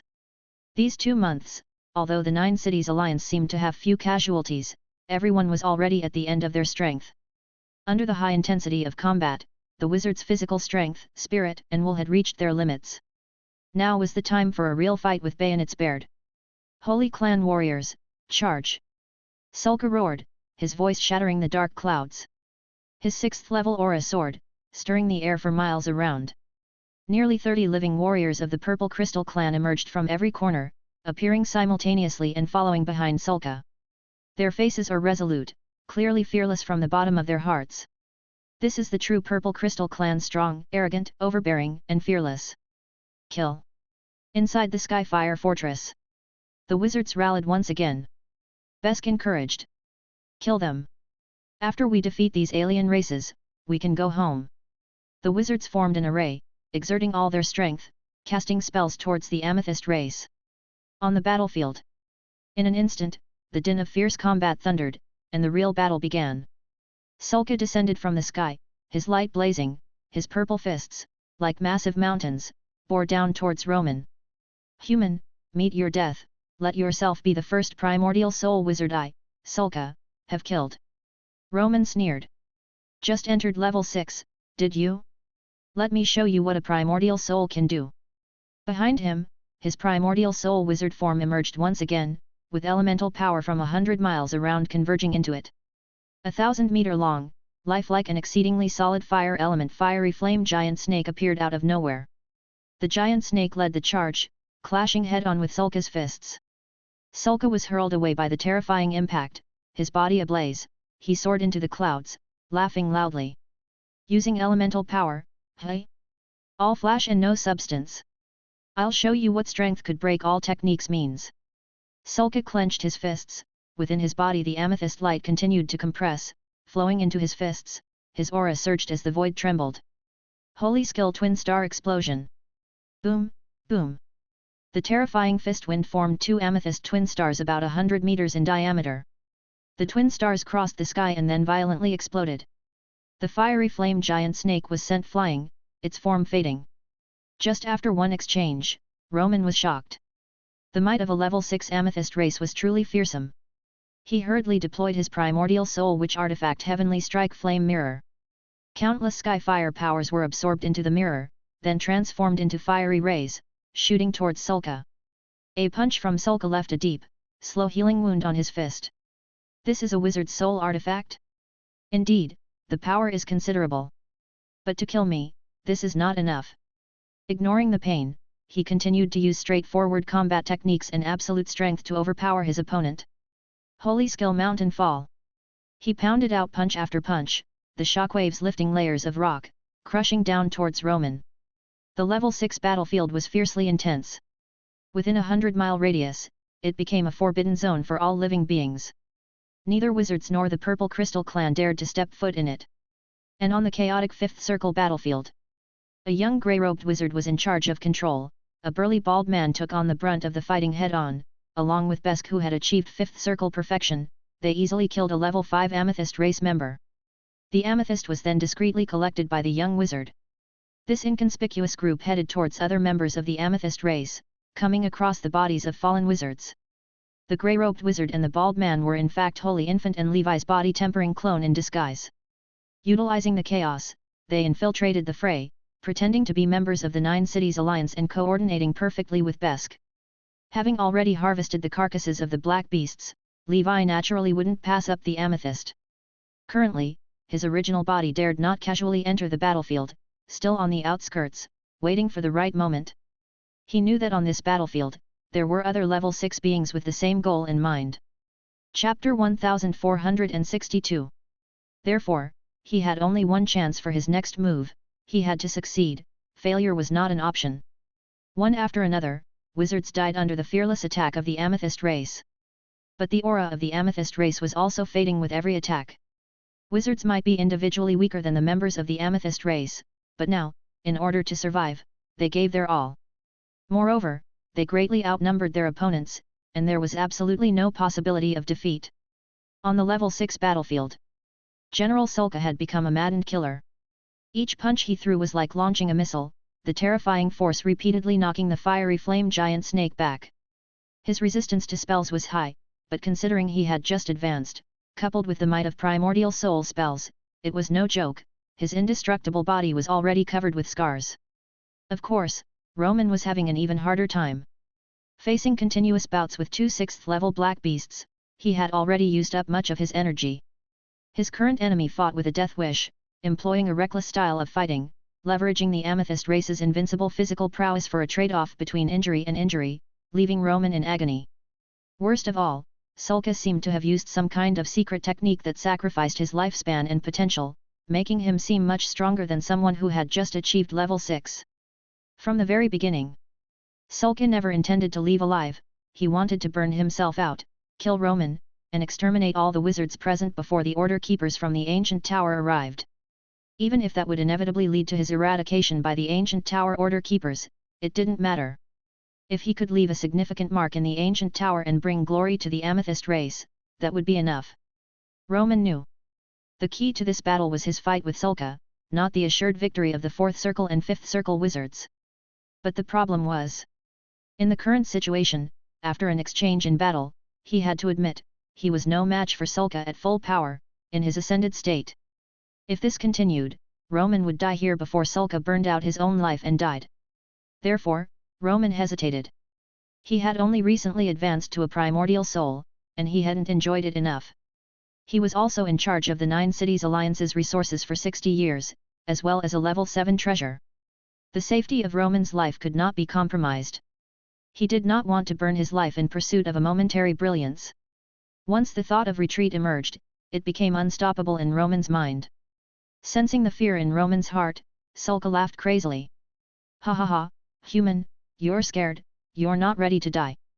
Holy skill star sinking. Sulka seized the moment, raging power swirling in his chest before surging into his legs. His downward slam from above split the sky dome in two. Before the attack even landed, the earth cracked open into a kilometer-long chasm, bottomless to the eye. Through gritted teeth, Roman's protective force field sprang to action, his innate spell drawing upon the elemental power between heaven and earth, swelling into a flaming giant fist hundreds of meters large, clashing with the descending leg. Boom! After the earth-shattering collision, the giant fist shattered, and the residual force of the leg strike headed straight for Roman. Roman grimaced, waging an internal battle. The sky strike flame mirror appeared above his head, blocking the wave of attack, and yet left a crack in its wake. The rust dragon wizard watching from afar was shocked. This is the amethyst race. Even just advanced, their strength is beyond the comparison with those 6th-level black beast lords. Perhaps only a 6th-ring senior wizard could suppress and kill one. Elsewhere, Levi, watching the battle, felt a strong shock. Witnessing a 6th-level battle firsthand, he deeply realized the insurmountable chasm between levels 5 and 6. Even though he considered himself nearly unbeatable below level 6. Faced with level 6, he knew his gap with them was like that between an adult and an infant. With every casual strike, their power exceeded the measurement range of Castro glasses, making it impossible to measure in the conventional manner. Because in their every action, they were harnessing the vast power of the universe. Alas, if not for having senior mana and measures like the ancient Shell Palace, the thought of scavenging on the level 6 battlefield would be utterly impossible. On the battlefield, a crack appeared in the Sky Strike flame mirror. Roman spat out a mouthful of blood, his spirit wilting. My soul artifact is damaged. Damn it! The soul artifact shared a bond of honor and disgrace with him. Even if the soul artifact shattered, he wouldn't die, but it was inevitable that he would suffer some damage. To recover from this, it would take at least decades of nurturing. He had underestimated the strength of the Amethyst race and their determination to fight to the death. After Sulka's ascension, his power had far exceeded Roman's. The shattering of the soul artifact was the last straw that broke the camel's back. Roman steeled his heart and tore open the void, ready to leave this place. He decided to abandon these wizards. After all, among almost 1,000 people, only less than 1/5 belonged to the 9 Cities Alliance, the rest were nomadic wizards. He had no reason to die for these people. He had missions and tasks to fulfill. Even if he became a deserter, the 9 Cities Alliance and the Wizard Council could not severely punish him. As for the opinions of the nomadic wizards outside, that was unimportant. These lower-class individuals have very short memories. This kind of scandalous history would soon be forgotten, intentionally erased. Want to run? Seeing Roman attempting to escape, Sulka grew desperate. If he could not leave a primordial soul wizard behind after burning his life away, then he would greatly lose out. Holy skill Silent Star. His body riddled with cracks, countless amethyst lights burst forth from his body, shooting out. In an instant, he threw tens of thousands of punches, the fist's shadows shattering Roman's torn open void passage. Chapter 1463. Not only that, but purple light enveloped Lord Roman. The world around them became as silent as a dead star, calming down. The immense pressure made Lord Roman's veins bulge, blood seeped from his skin, and his internal organs were already ruptured. Die with me here. Ha ha ha. Sulka's body underwent a giant transformation, becoming a purple giant, and his massive hand struck down at the subdued Roman. Roman's face showed a fierce determination, his primordial soul wizard form, his innate spell, the Sky Strike flame realm, all emerged. Boom rumble. An earth-shattering explosion shattered Sulka's blockade. Sulka roared to the heavens. You cannot run. Holy skill chasing star. He chased after Roman like a giant pursuing stars, covering miles in a single step and quickly catching up to him. At this moment, Roman again thought to shatter the void and flee through it, but how could Sulka let him get away? His massive hands came together, swatting down towards Roman. The clouds in the sky were compressed by the shockwave, forming dark clouds. Between heaven and earth, Sulka was like the thunder god, bathed in lightning, crushing everything in his path. Holy skill divine fall.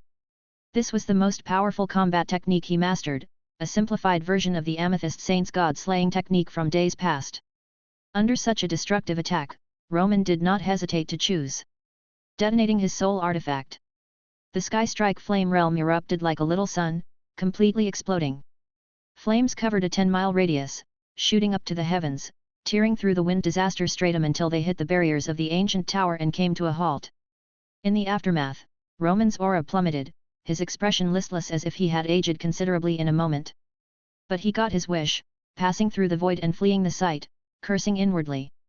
Damn, I must make the 9 Cities Alliance compensate me. I've taken a huge loss. The self-destruction of the soul artifact directly harmed his primordial soul origin, reducing his lifespan by a couple hundred years. In this life, he no longer had any hope for the 7 Circle, and the chances of nurturing a second soul artifact were practically nil. Most importantly, his strength was now greatly diminished. Although he had not fallen in realm, an indiscriminate punch from the powered-up Sulka was now enough to kill him outright. On the other side, the might of the exploding soul artifact nearly shattered Sulka's indestructible body, almost falling apart. His life was rapidly fading, drawing close to the end. I cannot die.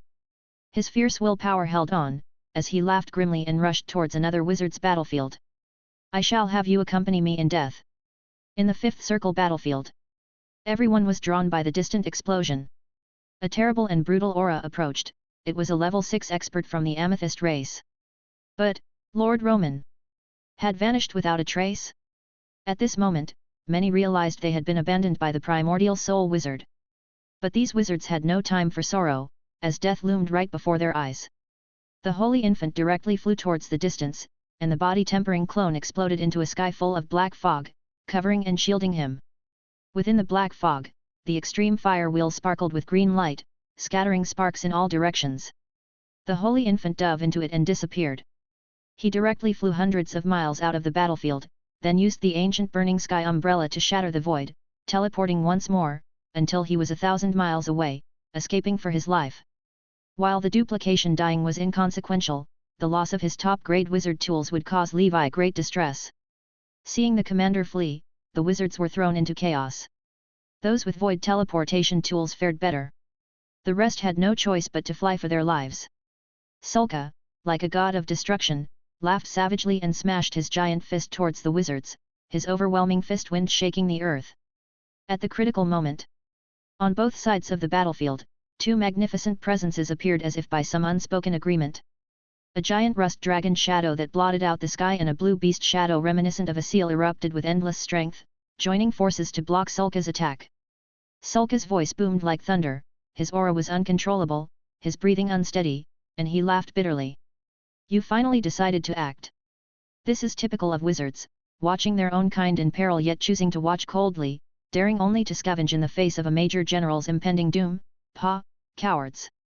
The ones who intervened were the Rust Dragon Wizard and another level 6 expert.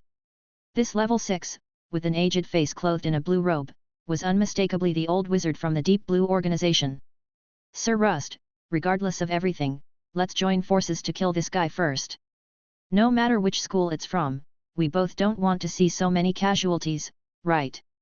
The Rust Dragon Wizard nodded and said. I have the same intention. They had been observing the battle and never imagined that Roman would simply abandon so many wizards and run away by himself. After weighing their options, both decided to intervene and save these people, planning to settle accounts with Roman later. Sulka might have seemed formidable, but in truth, he was just having his death throes. It wouldn't be long before he perished on his own.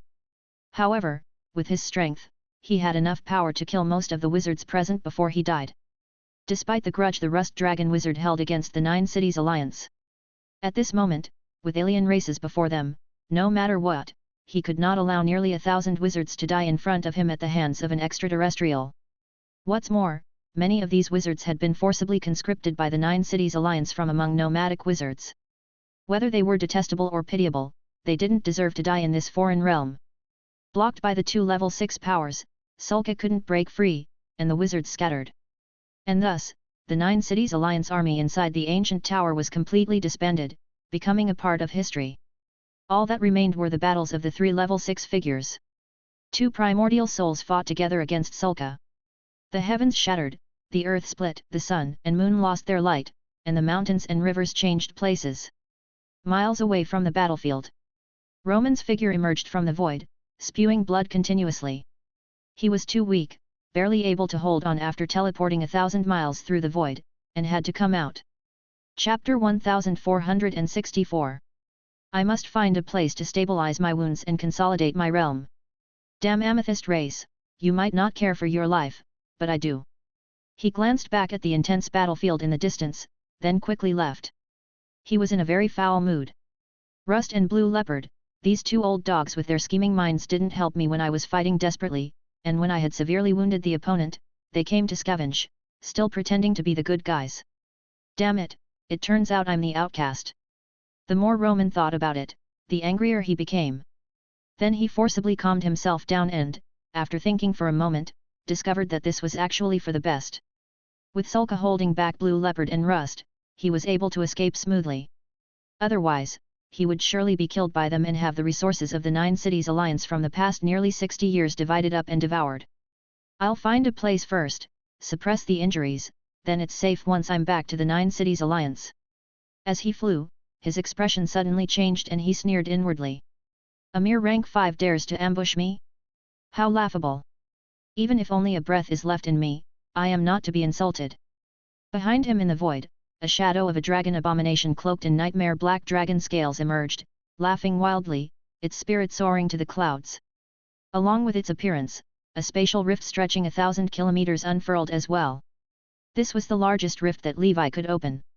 Within the rift, thousands of beams of green light, shining across the wilderness, shot out, obscuring the sky. An immense tree shadow, towering and penetrating the heavens, stood in the wilderness like the world tree. At the top of the giant tree, a golden-haired young girl with a graceful figure and a youthful, beautiful face waved her hand and repelled Roman's spell attack. Roman's expression changed. Level 6. This is Queen Banyan. You, a level 6 expert, are aiding the tyrant and colluding with the dragon abomination, aren't you ashamed? While Roman spewed insults, he cast his innate spell and charged towards Queen Banyan. Mana remained silent, she and the phantom of the giant tree merged into one.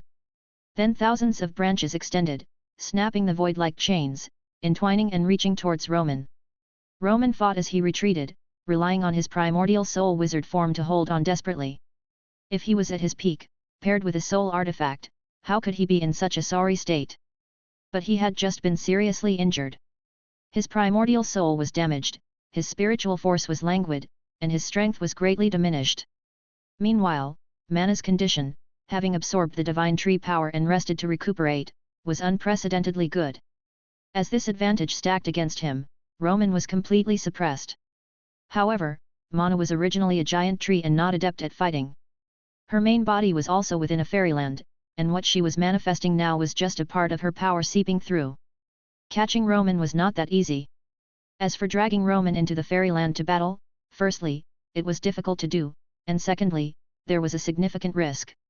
Seeing this, Levi hesitated no more, taking advantage of the distraction of the battle between Roman and Mana, his sparks of void energy scattered, and he blinked away. When he reappeared, he was already behind Roman.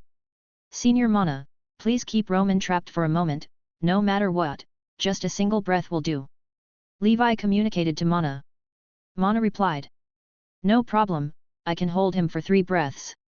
After speaking, inside the giant tree, green energy began to burn, with billions of light points swirling around like a particle stream, encompassing a 10-mile radius. At the same time, the robust earth elemental power was stirred, reshaped, and a green vine prison lush with life trapped Roman within. Roman's innate spell manifested as a flaming longsword, slashing down through the void. Boom! The flames collided with the prison. Damn it, this Queen Banyan is actually so formidable. If not for being able to mobilize the power of heaven and earth elements as a primordial soul, sustaining power far beyond any ordinary wizard. With such intense battling for so long, Roman would have been utterly drained by now. Now, the instinct to survive drove him to attack fiercely. I am the primordial soul body, I cannot die here. While attacking, Roman pondered his next move. Just then, a violent sense of crisis overcame him.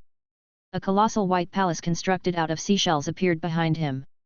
The 100-meter-long purple crystal gun barrel was aimed at Roman, where endless lightning power, attracted by the forces within, converged and compressed, already primed to fire. Roman was petrified, knowing that even if he didn't die from the blast, he would be left with barely half a life. His soul artifact was shattered at the moment, and he couldn't summon his primordial soul wizard form again, rendering him in the weakest state imaginable. Being the weakest primordial soul wasn't an exaggeration. The dragon abomination stood atop the cannon, sneering. Fire the cannon! Boom! Intensely hot purple light exploded, followed by a blindingly white beam. In that moment, the world was brightly illuminated, unbearably intense to look upon. A 10-meter-thick pillar of purple lightning, transformed into a ray, arrived in an instant. Roman tried to tear through the void and flee from this place. But with Queen Banyan of the same level temporarily restraining him, he couldn't manage it. The phantom of the giant tree burned completely, thousands of vines turned into a river of green that bound Roman tightly. As soon as his defensive field appeared, it was shredded by the river. Such that he couldn't move, nor could he run. Despair. For the first time, Roman, a primordial soul wizard, felt despair. And the one bringing this feeling to him was a dragon abomination considered as mere children compared to him? How ludicrous! Roar! An earth-shattering shockwave exploded, and within a 10-mile radius, rock layers were lifted, shattered, melted, gasified. The thunder liquid cannon exploded, turning the place into a thunder ocean. Amongst the purple, blue, and white glows, nothing else was visible. Only the wretched screams of Roman were faintly heard. Then the majestic figure of the three-headed dragon abomination descended from the sky, carrying the world-ending red lotus, and with a thunderous shout, slammed it down fiercely. Chapter 1465. With the dragon god Dharma body's 3 heads and 6 arms, wielding the great sword with all its might, it struck down in a single slash. Red Lotus Purgatory and Thunder Half Moon. Levi's current strongest 2 techniques, all unleashed. Within the giant lightning ball, the Red Lotus ascended, blooming amidst the brilliance. After the attack, without caring whether the enemy was dead or not, the dragon abomination used void travel and blinked away. If even such an attack didn't kill Roman, then he could only flee in disgrace. If it weren't for the fact that the ancient shell palace could only fire once within a short period, Levi, with his personality, would definitely have fired another shot, or even finished it directly. The center of the explosion. Lightning liquid dripped, Red Lotus destroyed the world, with sword chi pervading in all directions. It was as if 3 calamities and 4 disasters had descended, unceasing for a long time. The already severely weakened wizard Roman, both his defensive field and body, were completely shattered by the blast. A primordial soul phantom that looked exactly like him, protected by a 6-layered magic ring divine tower, carrying treasures like the Skyfire Fortress and the storage ring, tried to escape but was firmly trapped within the thunder ocean by the giant tree. He couldn't fly out of this terrifying world, no matter how he tried. Don't kill me. I can give you all the treasures, I've only just achieved my primordial soul, I don't want to die. Roman pleaded desperately. Under the terrifying thunder, his newly born divine ring tower began to crack and disintegrate. His primordial soul grew fainter and fainter, the spiritual force attached to it began to disperse, and his spell power was leaking out. His presence was getting weaker and weaker. Not only that, countless spell runes, mark of truths, dissipated between heaven and earth, merging into it. This was the phenomenon known as wizard fall, which only occurred for primordial souls and above. In the years to come, perhaps some lucky individual would comprehend a trace of the mark of truth from this battlefield of wizard fall. In the end, the primordial soul, a trinity of soul, spirit, and spell power.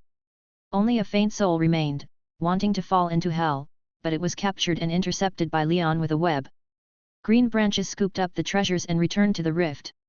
With the Holy Grail in his mind settling down, Levi couldn't dare to breathe a sigh of relief, the sense of danger still present. There were other level 6 experts nearby. He blinked through the void, disappearing 100 miles away. On the wilderness, a noble and extraordinary 4-legged heavenly horse phantom, standing tall and proud, was already waiting on the side. Levi mounted the horse, sitting solemnly in the silver war chariot. Let's go. At his command, the heavenly Pegasus star soul, Slate Neil, carried him faster and faster. Beneath the hooves, sparks flew, the void broke, and a passage appeared. The heavenly horse neighed towards the heavens, entering the passage, disappearing from view. In just a moment, Levi was already 3,000 miles away. With a single thought, the Scarlet Divine Palace descended shockingly, sucking him inside. The Divine Palace trembled, once again shattering the void, disappearing from sight. 2,000 miles later, Levi didn't care whether anyone was following him or not, he directly took out the circle of Ouroboros. Looking towards 1,000 miles away, he stepped through the doorway and vanished. After such a 6,000-mile journey, he didn't continue to use the Black Sun Compass, the Golden Light Realm, or the void energy within his own body to travel, so in case of danger, he still had an escape card to play. 6,000 miles in one go, it's safe now. Only then did he breathe a sigh of relief, picked a direction, entered the Scarlet Dark Dimension, and quickly left. Far away, the fierce battle between General Sulka and the 2 primordial soul wizards was also nearing its end. Sacred Skills Burning God. Sulka spun at high speed, his body melting on its own, like a brilliant meteor, burning himself to illuminate the darkness. By the saints above, I die without regret. Boom! The body of Sulka explosively disintegrated, another earth-shattering purple sphere blossoming on the ground. The terrifying energy within seemed as if it could destroy the world. The Rust Dragon Wizard and Blue Leopard Wizard's faces changed as they each used their methods to defend, still, they were blown away. Their primordial soul wizard forms also faded significantly, Evidently both had sustained various degrees of injury. Some unlucky wizards caught in the blast were directly reduced to ash and smoke. When the explosion dissipated, a huge crater radiating out for dozens of miles appeared in its place. Ores and materials from the sky, along with storage rings and other spoils of war, fell like rain as Sukka perished. The Rust Dragon Wizard and Blue Leopard Wizard quickly scooped up the treasure-lit items. Some objects were blasted far away by the explosion. Wizards lurking nearby began to frantically scramble for them. Relying on his primordial soul cultivation, Besk Taylor bulldozed his way through, grabbing what he could. With Roman fleeing, the Nine Cities Alliance team disbanded. As the leader, naturally, nobody cared about him anymore. Amethysts, materials, and various bottles and jars. It was a frenzied grab for whatever one could get. After doing all this, he quickly took out an arrowhead, sparks flying around it as he disappeared into the void, his destination unknown. Just at that moment, a shocking explosion from afar drew everyone's attention. Below the sky dome, a giant lightning ball opened up, nearly as powerful as the self-destructive force of the amethyst race. The sky dome trembled, the winds and clouds surged, and relentless lightning fell without pause. Level 6. There's also a level 6 battling over there, who could it be? Everyone was shocked. They remembered the fleeing Roman. Could it be that Roman had encountered another enemy? The Rust Dragon Wizard and Blue Leopard Wizard's expressions subtly shifted. Clearly, they had not expected other level 6 beings in this place besides themselves. The two quickly divided the loot dropped by General Sukka, leaving only the 6th level purple crystal that had fallen to the ground after Sukka's death. This object was extremely hard, and could not be divided in a short time. At this thought, a blue bead appeared in the Rust Dragon Wizard's hand, dreamy beyond measure, as if it contained an entire ocean. Lord Blue Leopard, this 6th level treasure will be yours, and I'll take all of the purple crystal, how about that? This treasure is called Ocean's Heart, capable of automatically gathering the power of heaven and earth elements, significantly enhancing the density of the water elemental power in an area, and it can also summon 8 peak level 5 sea spirits sealed within it for combat, he said. This Ocean's Heart was obtained during his exploration of the Sea of Stars. In terms of value, it was no less than the 6th level purple crystal, perhaps even higher. It just didn't fit well with his sect. Using this treasure to exchange for the entire 6th level purple crystal would allow him to commission the refinement of quite a few wizard tools in the future. Of course, he could actually force his way to seize it and leave, without sharing with the Blue Leopard Wizard, without any problem. However, he still had to mingle in the wizard world after this, and offending a person from a top wizard organization like this would be too much trouble.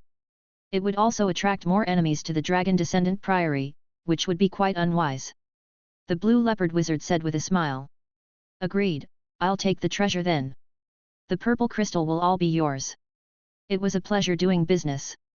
He felt that although he had not had much contact with the Rust Dragon Wizard, he was indeed a person worth getting to know. Afterward, Rust and Blue Leopard both looked in the direction of the recent explosion, exchanging a glance before stepping into the void to investigate. Shortly after, 2 figures appeared above the giant crater.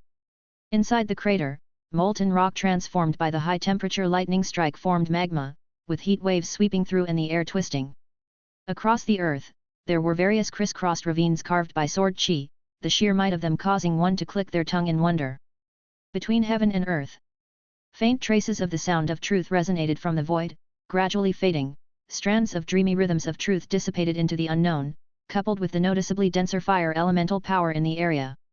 The Rust Dragon Wizard guessed what had happened and murmured.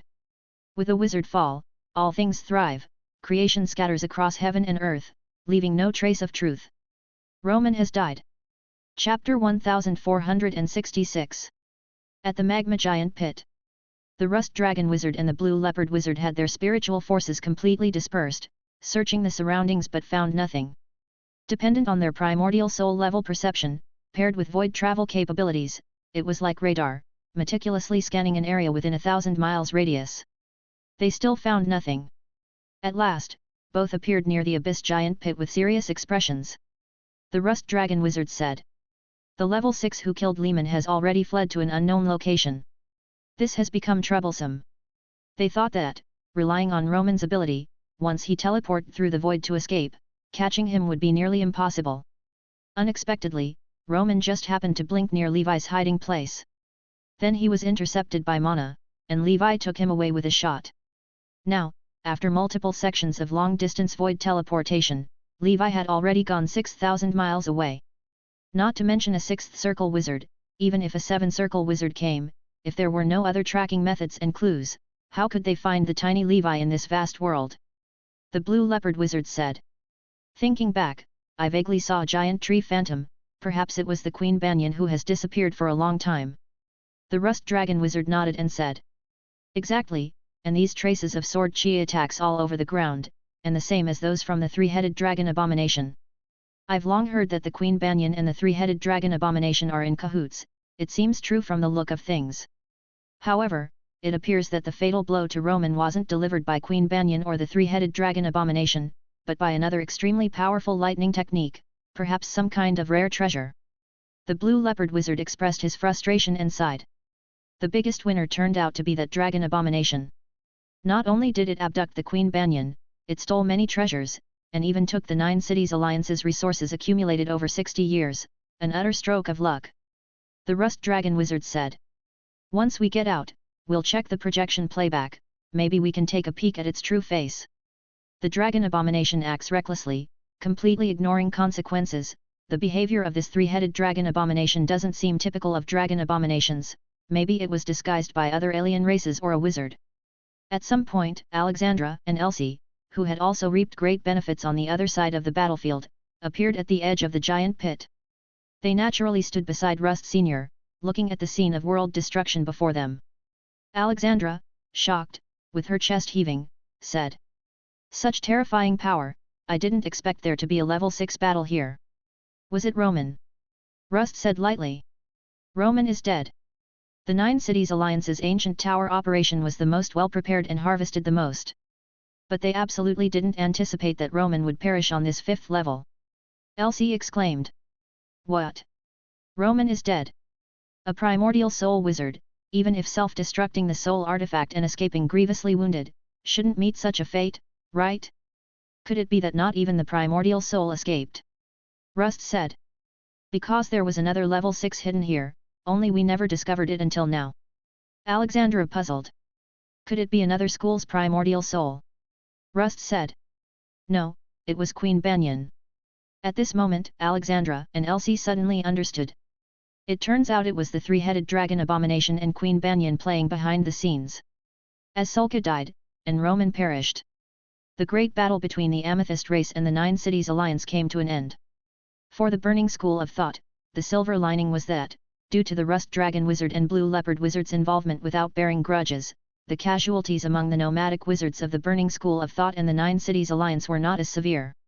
People were still alive, even if resources were gone. The ancient tower venture turned out to be a pure waste of 60 wonderful years. Of course, the massive explosion of Sulka also ended up giving those poor souls some benefits. Apart from the three-headed dragon abomination, the Rust Dragon Wizard and the Blue Leopard Wizard also emerged as the biggest winners. They divided most of the resources from Sulka and were also seen as heroes through a live stream, benefiting their reputation in the wizard world. Inside the ancient tower, life and death did not matter. As rivals of the 9 Cities Alliance, their generous actions, rather than exploiting the situation, were considered noble. The place where Roman perished may become a small opportunity-blessed land, but it was left for future generations to unveil. Wizard World. Realm of Crimson. 9 cities, 10 caves, and 24 mountains. Countless nomadic wizard markets, thousands of wizards, all stood silently. They stood stock-still at street corners or within their own wizard towers, looking at the projection of the ancient tower in the sky. The world seemed to quiet down. They had once cheered for Wizard Roman leading the Skyfire Fortress, shedding countless black beasts. They also cheered for Roman and Sulka's peak battle. But they had not anticipated that Roman would abandon nearly 1,000 wizards of the 9 Cities Alliance at a critical moment and escape alone. They could also understand, after all, Roman was honored as a primordial soul, valuing his life more importantly. And indeed, bearing the mission to safeguard a level 7 treasure and the resources of the 9 Cities Alliance for 60 years was somewhat justifiable. The problem was, he ultimately didn't escape. When the magnificent phantom of a giant banyan tree emerged, everyone's hearts were clenched. Roman fell into a hard battle, and that damn three-headed dragon abomination, somehow obtaining a palace-type rare treasure, used a level 6 attack from it to deliver Roman a fatal blow. Chapter 1467. The subsequent explosion engulfed everything, and the wizards outside did not witness what followed. If Roman's soul could escape, there would still be hope for a resurgence. As the saying goes, primordial souls do not perish, nor do wizards. However, if the primordial soul were shattered as well, leading to death and the end of his path, Roman would only be able to enter the underworld as a spirit, to start a new cycle of reincarnation. Even if there was a next life, it would no longer be Roman, but a new individual. And high above in the sky, looking down upon the teeming masses, was one of the 9 giant cities, Noen City. In front of a conference table, projections of powerful primordial soul wizards converged for a meeting.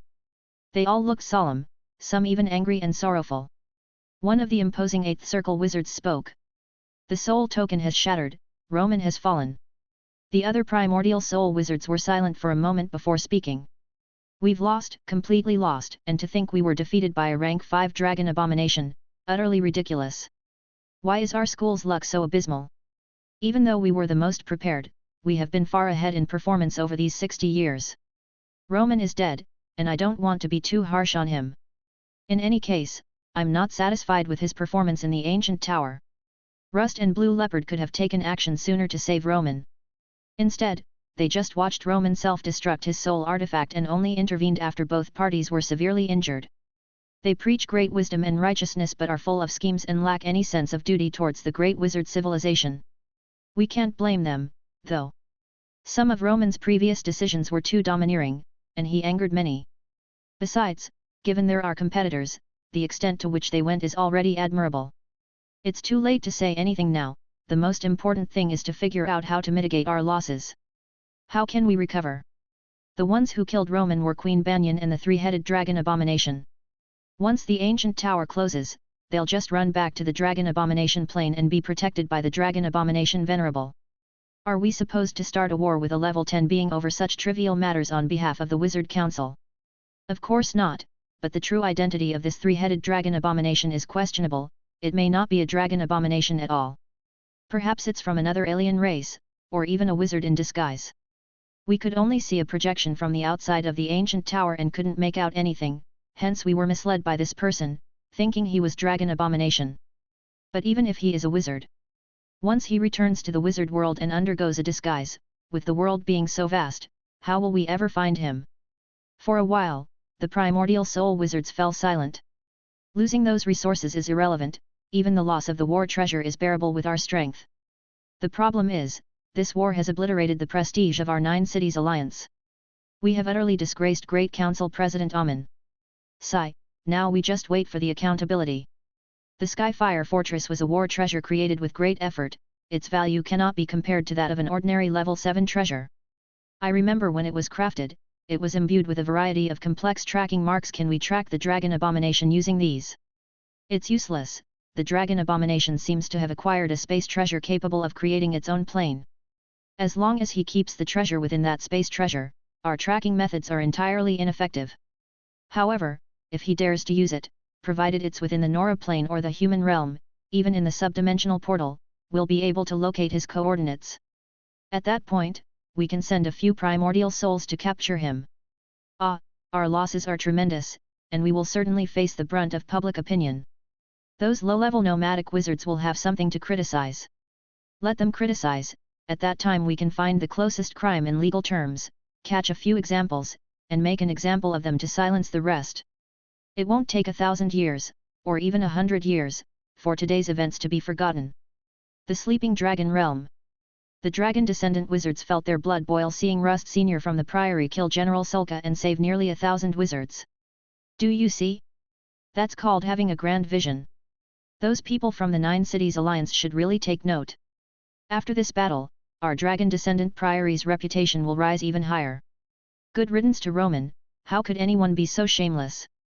Well done, Big Brother Dragon Abomination. Be careful with your words, just feel relieved in your heart. By the way, the Dragon Abomination and that giant tree make quite the peculiar pair. Could this also be a forbidden love story? Dragons and trees, they can't possibly produce offspring, can they? That should be impossible. I've never heard of any plant with the Dragon clan's bloodline. But who knows, This giant tree is no ordinary plant but a genuine level 6 expert. This opening of the ancient tower has seen all the glory taken by that dragon abomination. He really has solidified the title of the strongest being below the primordial soul.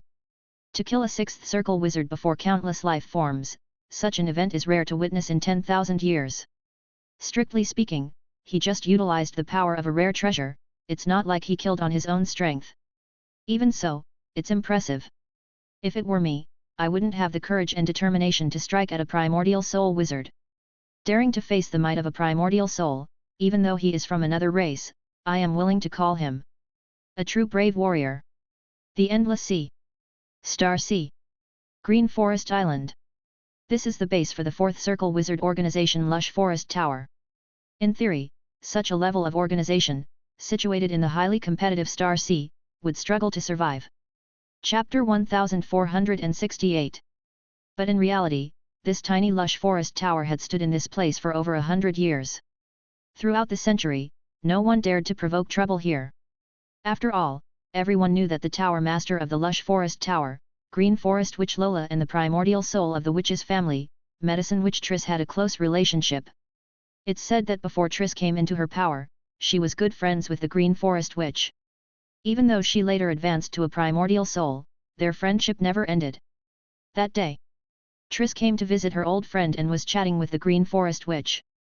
The Green Forest Witch of today had also advanced to the 4th circle and, being a longevity species like a giant dragon, had a long lifespan, making the 4th circle not so difficult for her after accumulating time. The Green Forest Witch said, "I heard you sent Anya to the dark ancient tower. That place is very dangerous." Triss laughed and said, "Without experiencing storms, how can one see a rainbow? He followed me, things went smoothly, but he also needed to be tempered well. At any rate, he managed to survive through it and will be able to return home in a few years." The Green Forest Witch remarked, "That's good, your son's cultivation has already surpassed this old thing." Triss said, "It's fine to keep to one's own pace, humans have short lives and can only rely on breakthroughs in their realms to extend them, I can't compare with you." Suddenly, Triss, looking at the projection above, her expression went from calm to shocked, her face filled with disbelief. "Roman is dead. He was a primordial soul of the 9 Cities Alliance." Although the Green Forest Witch was not of a high realm, she knew what this implied. Doesn't this mean that the most powerful 9 Cities Alliance has actually been defeated? Triss said. "Yes, it's really unexpected, but Roman met his demise through his own faults. I hope our Ocean School of Thought can learn from this and have the last laugh." The Green Forest Witch said. "Judging by the performance of that senior from the Ocean School of Thought, we shouldn't have a problem. Roman's death has something to do with that ancient banyan tree.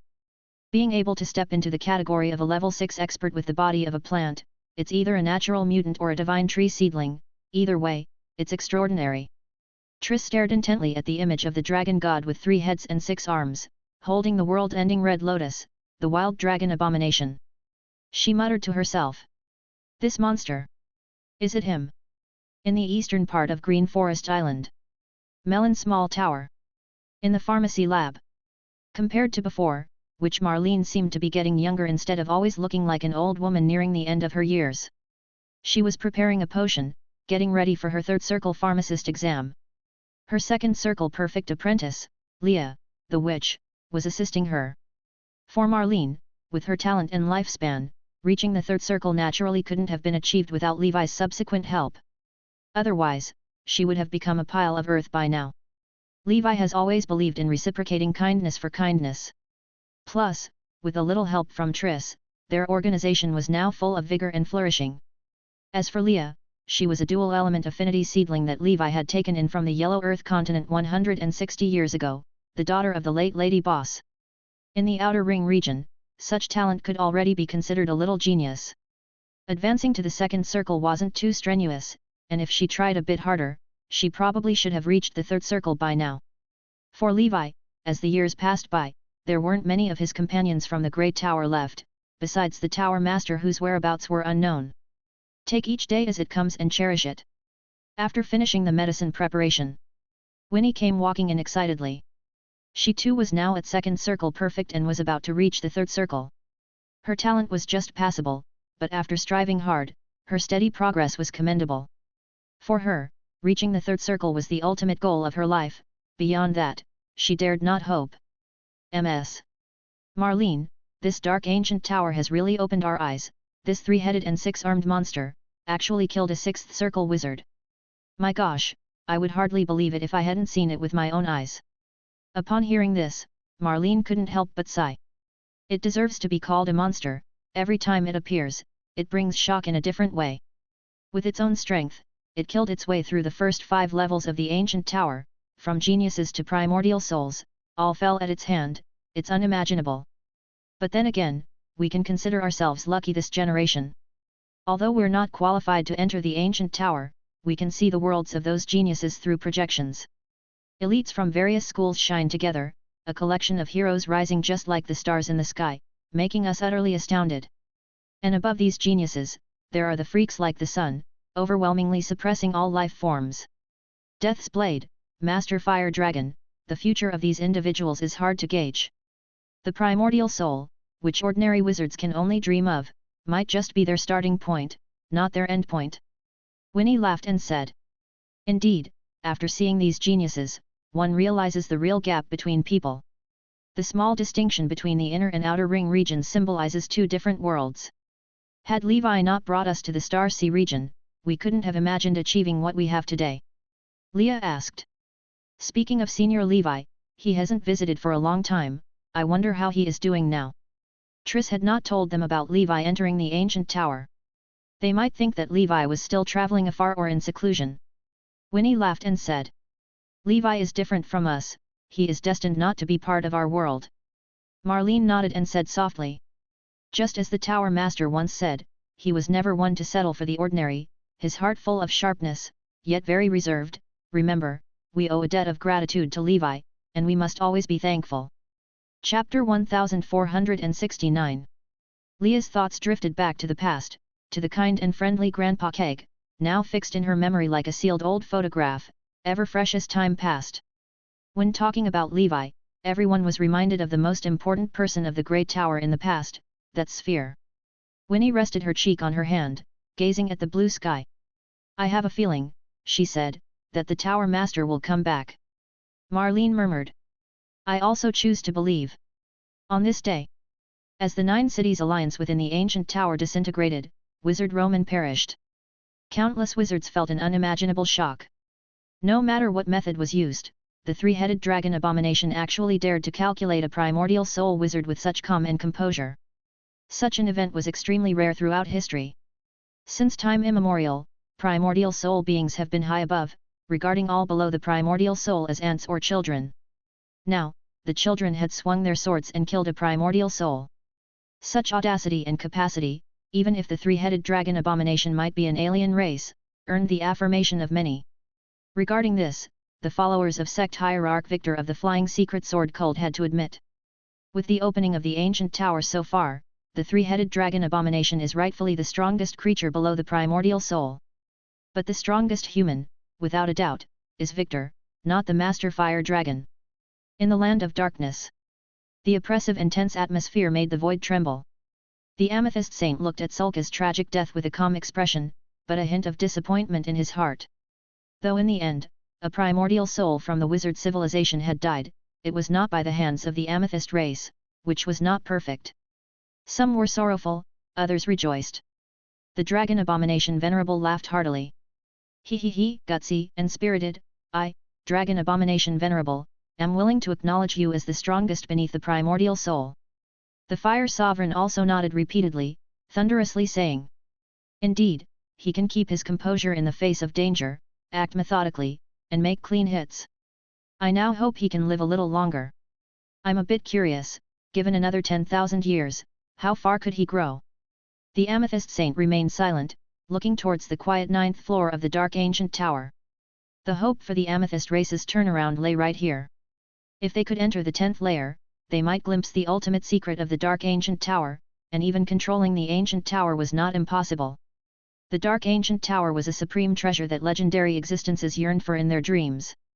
If the Amethyst Saint could possess this treasure, he was confident he could shake the Fire Sovereign's prominence in the Pan Plane. Soon, he would make the invaders from the Wizard Council pay a price. Inside the dark ancient tower.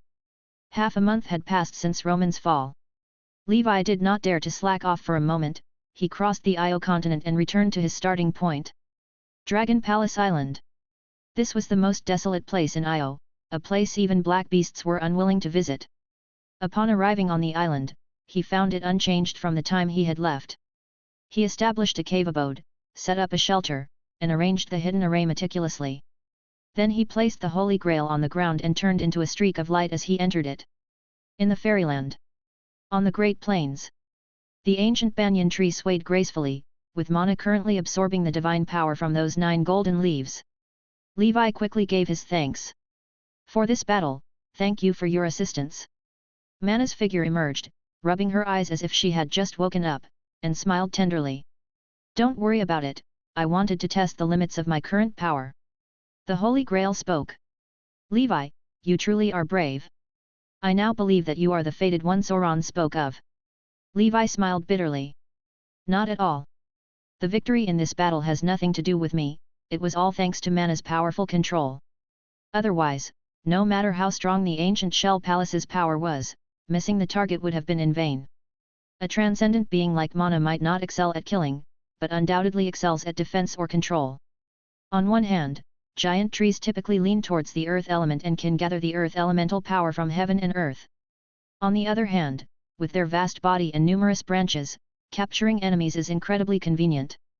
Levi suspected that it wasn't just Roman who would be trapped, even a 6th ring senior wizard might be momentarily held by Mana's ability. Levi knew full well. He might look imposing, but his ability to kill Roman was all due to external factors.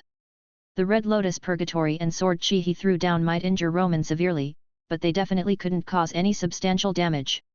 He had come a long way, able to fight above his realm time after time. But upon reaching the 5th circle realm, he realized that even with so many cards up his sleeve, he couldn't hope to challenge a level 6 without external aid. Of course, relying on the heavenly Pegasus Star Soul, the Scarlet Divine Palace and other trump cards, well prepared and strategically used, he indeed could escape from a 6th ring wizard. Had he not had these methods, he would definitely have been discovered by the Rust Dragon Wizard and others that day. One day, when all my night breathing techniques reach peak level 5, my spiritual force reaches the maximum of 1620 points, and all my 9 innate spells are perfected.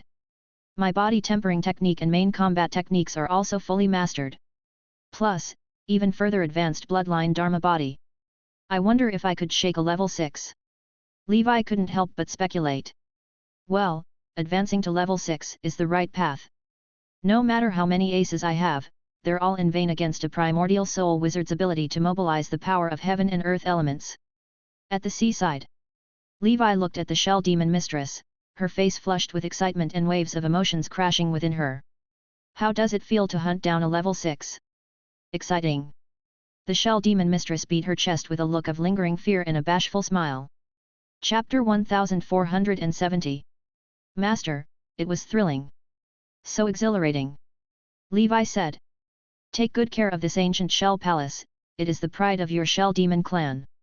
Now, only 2 shots of the Italian cannon remained, and Levi had to be very careful with them.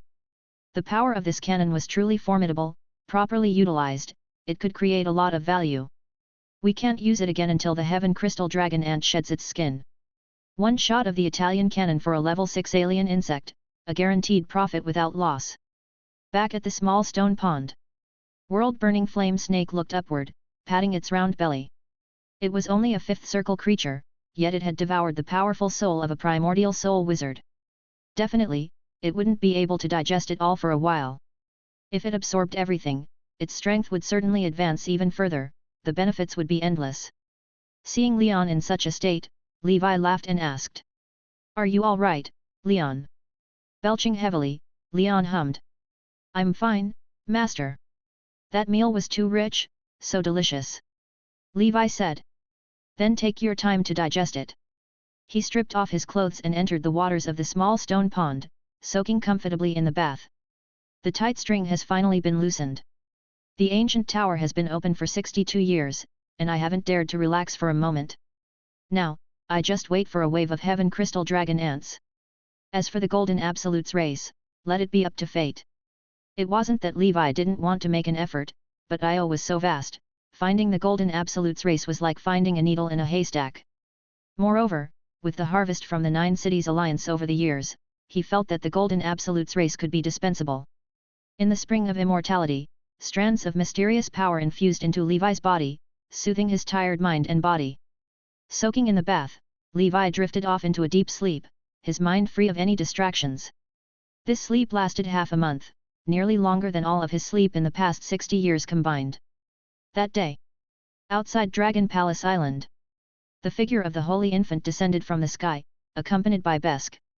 Kneeling on the ground, Besk said, "Master, these are the amethysts and items burst forth from Sulka's body that I've collected." Levi took the ring and stored it away. Looking at Besk with a calm gaze, he said, "Your mission is completed. Besk, embrace death gloriously for your master." He handed a long sword to Besk. Understanding his intent, Besk looked at the long sword with a resolute expression and said, "Yes, sir." After speaking, he plunged the long sword into his heart and scrambled it. As time passed, Besk collapsed into a pool of blood, his gaze gradually dimming. Levi took Besk's ring and wizard tool, closing his eyes for him. "Rest in peace." After saying this, he turned around and threw Besk's body to Long. He then pulled out the already full Leon, making him devour Besk's soul without any chance for reincarnation. A person as crucial as Besk couldn't leave any traces, giving enemies a chance to investigate his cause of death. You see, some powerful beings from the School of Death could speak to the dead and extract information. Levi had no choice but to dispose of Besk. The ancient tower was about to close, and Besk was supposed to return to the 9 Cities Alliance. There, filled with powerful beings, even a Grand Wizard might be present. If they discovered the Scarlet Contract on Besk, it could put Levi at risk. Thus, it wasn't that Levi was cold-hearted, he merely wanted to ensure his own safety. As for Yui, the spy from the Amethyst race, he had died long ago at the hands of a wizard. Levi now had 2 vacancies for 6 Scarlet Contract slots, just waiting for the right people. The Holy Infant also delivered the collected spoils of war to Levi. Levi said, "Now that the White Robe Wizard Association has disbanded, we can soon go home. Just stay by my side. Don't let the ancient tower close and leave you stuck here forever." The Holy Infant had no complaints, he returned to the ancient wrong space and began a new round of busy organizing the Flesh Mountains. Levi began the exciting task of sorting through the spoils of war. Starting with the Holy Infant's spoils, after tallying them up, Levi was visibly pleased. 5 pieces of level 5 amethyst. Out of just over 30 members of the amethyst race, in such chaotic conditions, snatching about 1/7 of them, quite good. So many amethysts, along with those he had previously stored, were enough for future refinement of numerous top-grade wizard tools. Regrettably, the most precious 6th level purple crystal and the soul artifact that Roman had self-destructed with, were probably taken by Rust Dragon Wizard and his ilk. Apart from the amethysts, there were massive piles of rare ores, all emanating a faint amethyst light. The bodies of the amethyst race naturally contained a storage space, so they could swallow many ores in one go and then slowly digest them. These were not yet fully digested, mostly low-level, but there were quite a few level 4 and even level 5 ones. In addition, there were also some spoils of wizards killed by the amethyst race, which were also valuable, no need to elaborate further. Besk's spoils were not much different. Pieces of level 5 amethyst, along with a pile of miscellaneous wizard tools, materials, knowledge, and more.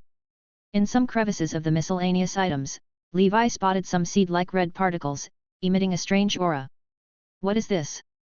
Levi picked out the seeds, approximately a dozen or so. The Black Lotus beast suddenly asked. "Such a pleasing scent. Lord Dragon King, what is this?" The blood-sucking demon dragon also descended from the sky, looking at Levi, and flattered. "I also think it smells good, kind of want to eat it." Before they knew it, nearby transcendent creatures were all drawn in. Even some black beasts that hadn't died out in the Flesh Mountains crawled out of the mountains of corpses and sea of blood, drew near to Levi, easily slain by the alchemical creatures. Chapter 1471. I understand now, it's actually this item. Ha ha ha, fortune smiles upon me.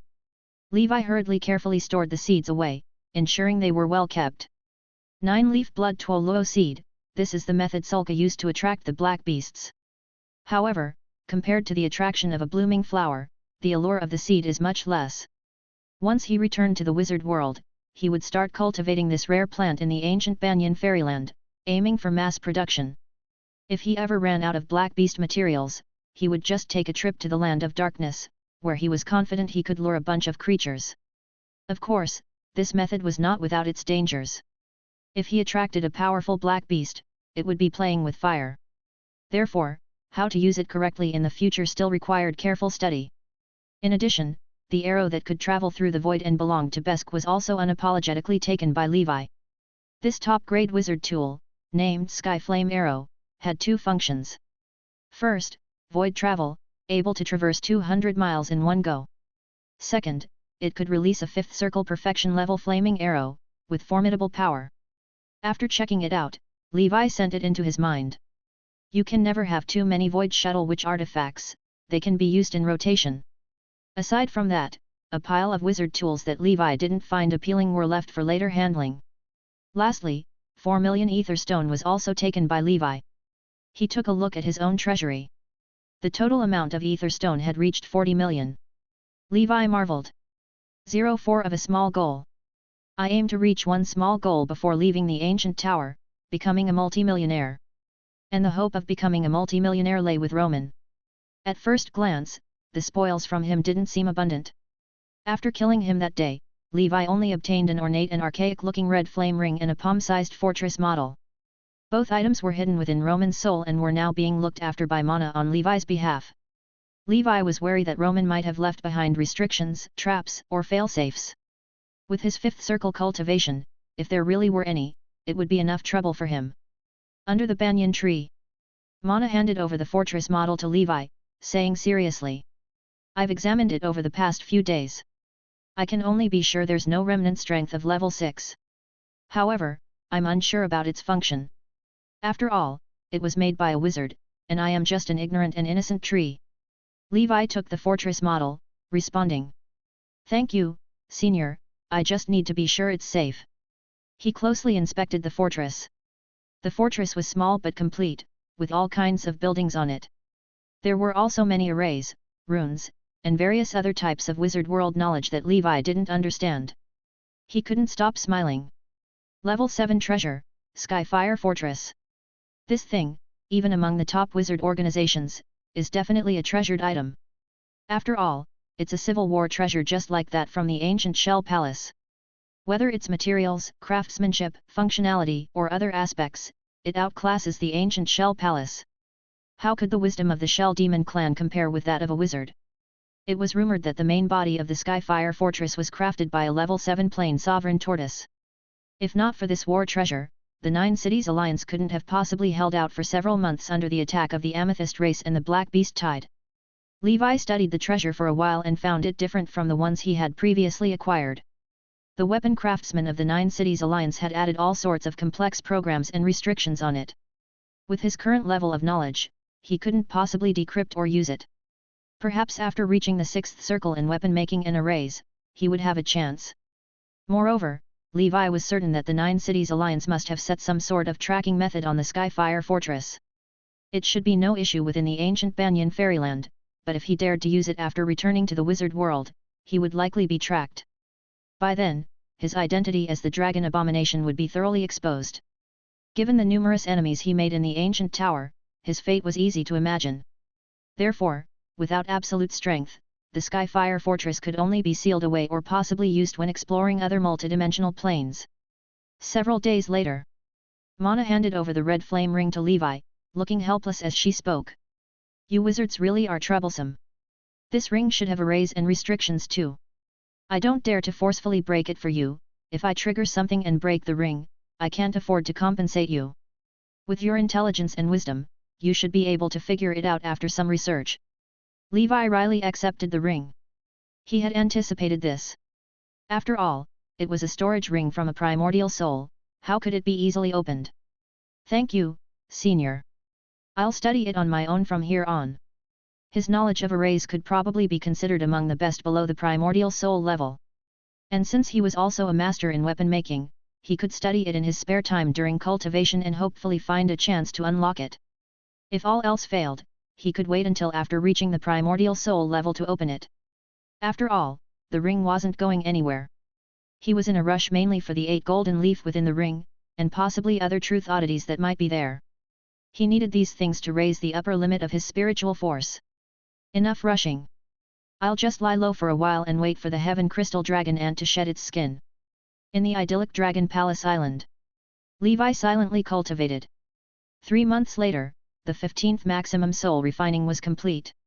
Levi's spiritual force had reached 925 points. Elsewhere, the results of the investigation into the shadow demons by the mind flayers also came through. Firstly, there happened to be a rank 5 shadow demon in the demon god temple, named Tizi, titled Shadow Ancient Demon. Currently, he was leading a few ancient demons and attacking Maka City in central Io. Chapter 1472. Secondly, centuries ago in the Million Mountains, there was a shadow demon king, whose true form was a level 6 shadow demon, immensely powerful. Later, he was trapped and killed by a joint scheme executed by 2 supreme archmages from the Empire. These 2 were none other than the Blood Banquet Dharma King and the Thunderbolt Supreme Mage. Thus the crystal core is either in the Archmage Tower or with one of these 2. The news of the mind flayers made Levi fall into deep thought. In the end, he decided to first kill the Shadow Ancient Demon and take its crystal core for later use. As for the crystal core of the Shadow Demon King, the uncertainties were too great. Firstly, its whereabouts were unknown. Secondly, both the Blood Banquet Dharma King and the Thunderbolt Supreme Mage were genuine level 6 experts. If there weren't a special situation like Romans, no matter how he planned, he could not possibly kill a level 6 expert. The strength of the Shadow Ancient Demon didn't even reach the peak of level 5, making its elimination effortless. However, my identity as the 3-headed dragon abomination has made too many enemies lately, so I'd better not show up personally next, he mused. Let the Holy Infant handle it. He summoned the Holy Infant, gave it some instructions, and then sent it on its way. He then took out Roman's storage ring and began to study it. This ring, radiant like red flames, emitted high heat and was engraved with the image of a fire serpent. Whether it's a spatial ring, a space pocket, or other space items, their core is not in the wizard's weapon-making skill but rather in whether the materials themselves contain dimension space. For instance, the bag of gluttony Levi obtained before he embarked on the path of a wizard. The reason it could serve as a space item was that the stomach of the Baal serpent naturally possessed a space.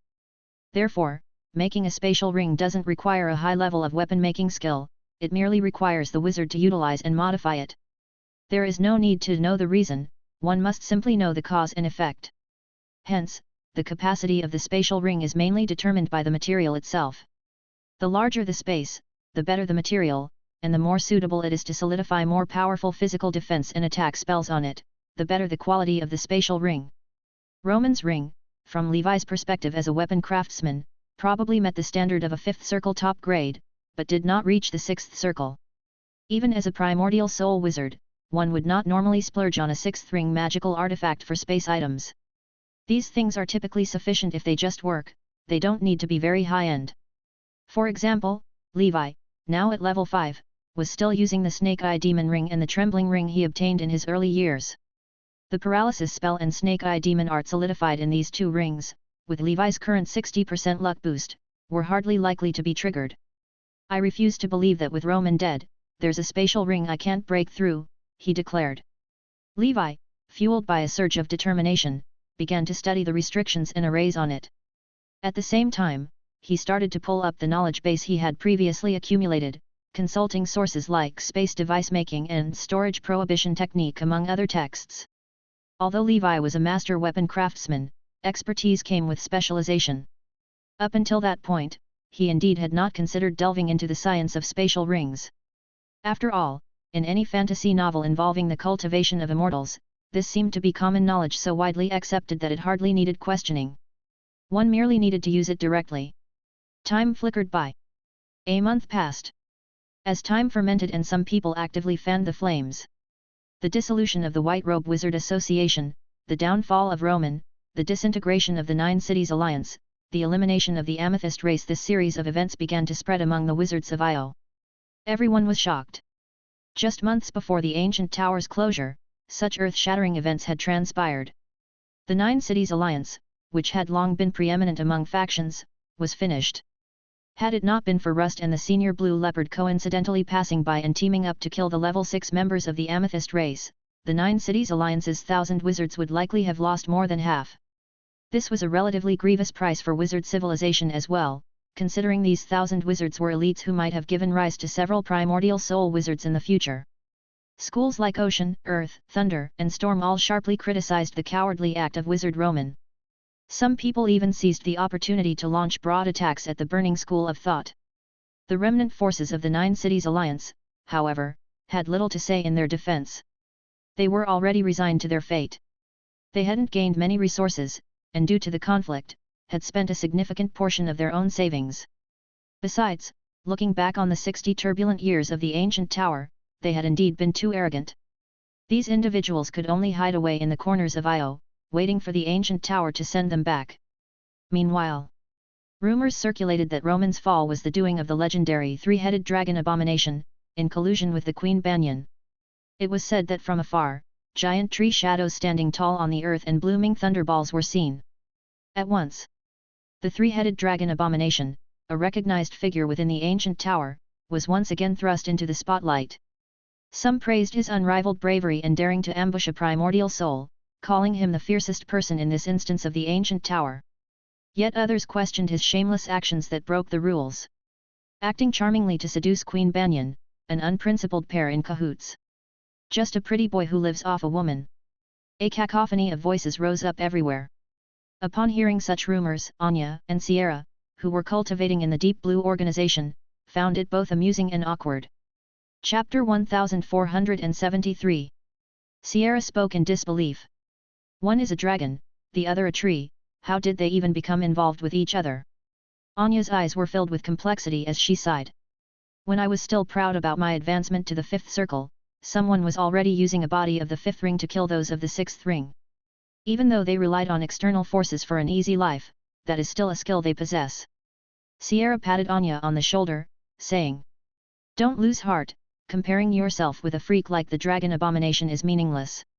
There will always be geniuses in this world. Beyond the mountains, there are more mountains, within the strong, there are even stronger. Just do your best, you are already excellent. Madame Triss would be proud of you." Anya nodded her head.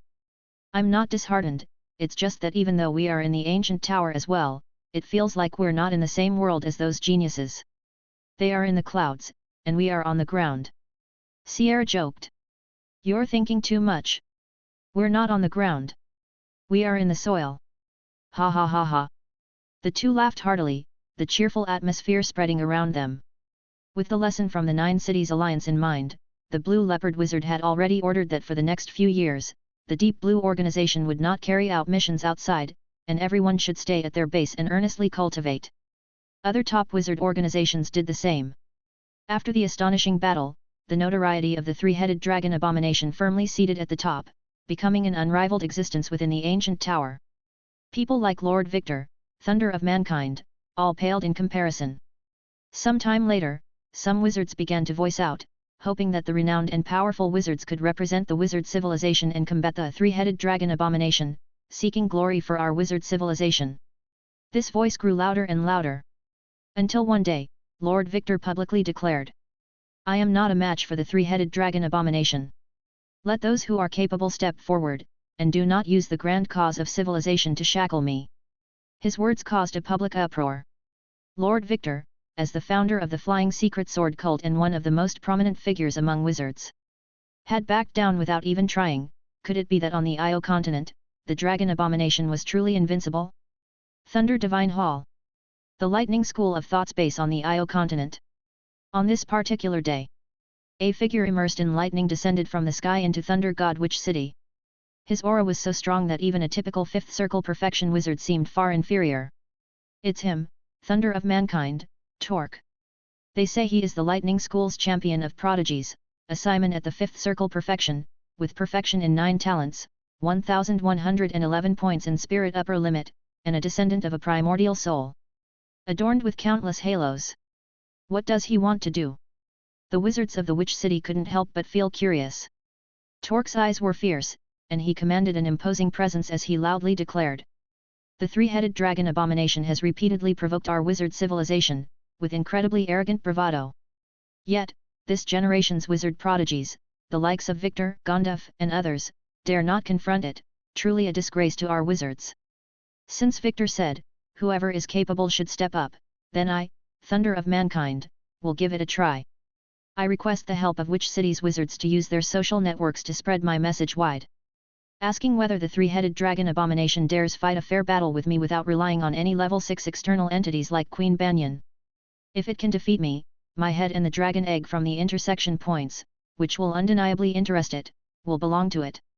If it loses, then I will unapologetically take its dragon head to vent out the indignation of our wizard civilization. Torque flicked his sleeve. A giant egg appeared with a diameter of about 3 meters. The surface of the egg was covered with dark, metallic luster scales radiating a pure dragon's might. The nearby fire elemental power began to churn and surge, forming a vision of apocalyptic scorched earth. Torque's mouth curled into a smirk, and he sneered. This is an egg of the pure-blooded dragon clan. Chapter 1474. Thunder God, which city? Torque looked on with a calm confidence at the wizards who were agape. Silence, stillness. Everyone was breathing heavily, staring at the dragon egg. A dragon research master's voice trembled, his eyes moist. Such authority that causes anomalies in heaven and earth could only possibly belong to an egg of the pure-blooded dragon clan. Moreover, it emits a gentle life force.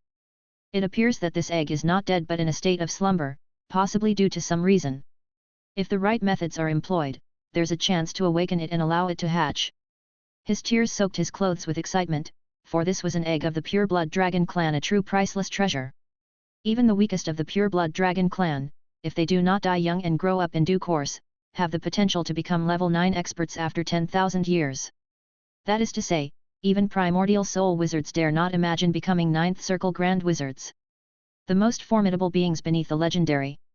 Madness, sheer madness, to wager such a treasure. If it's lost, it would be a colossal loss. Not even the 60 years of accumulations by the Thunder Divine Hall compare to this dragon egg. Exactly, what was the primordial soul wizard in the Thunder Divine Hall thinking to allow the Thunder of Mankind to make such an unwise, impulsive decision? Squandering a heaven-sent opportunity, such an item should be raised by a wizard organization. In 1,000 years, or 10,000, it could empower the organization to defy fate and ascend to the top ranks. For top wizard organizations, it could even solidify their status. Nobody understood. Why did the Thunder Divine Hall do this? Merely for the title of number 1 in the ancient tower, was it worth it? There must be some conspiracy or trickery behind the Thunder Divine Hall's action. No matter what others thought. Torque smiled as he put away the dragon egg, then said, "Thank you all for your troubles." He returned to the wizard tower of the Thunder Divine Hall. A young-looking primordial soul witch wearing a dense purple lightning robe was cultivating inside a small lightning pool. Her smooth skin on her shoulders was exposed, clear like jade, with strands of electricity roaming within, eliciting intermittent soft moans. Torque kneeled on the ground and said, "Grandma, I have done as you instructed." This woman, known as Myra Witch, is a primordial soul wizard of the Divine Tower, now more than 1800 years old, with the ordinary cultivation of 6th circle. She appeared young, but it was merely the result of some youth-preserving spells. With her lifespan, advancing to level 7 was no longer possible. However, this grandma's descendants were quite promising. Torque's father was also a relatively young primordial soul wizard, hopeful of advancing to 7th circle in the future and competing for the position of deputy tower master within the organization. Several generations of his family have held important positions in the Lightning School of Thought. After the opening of the ancient tower, Myra Witch was in charge of guarding the Lightning School of Thought's base on the 5th level. As one of her descendants, the Thunder of Mankind here would certainly have smooth sailing. Myra said. Next, we'll see if the dragon abomination takes the bait.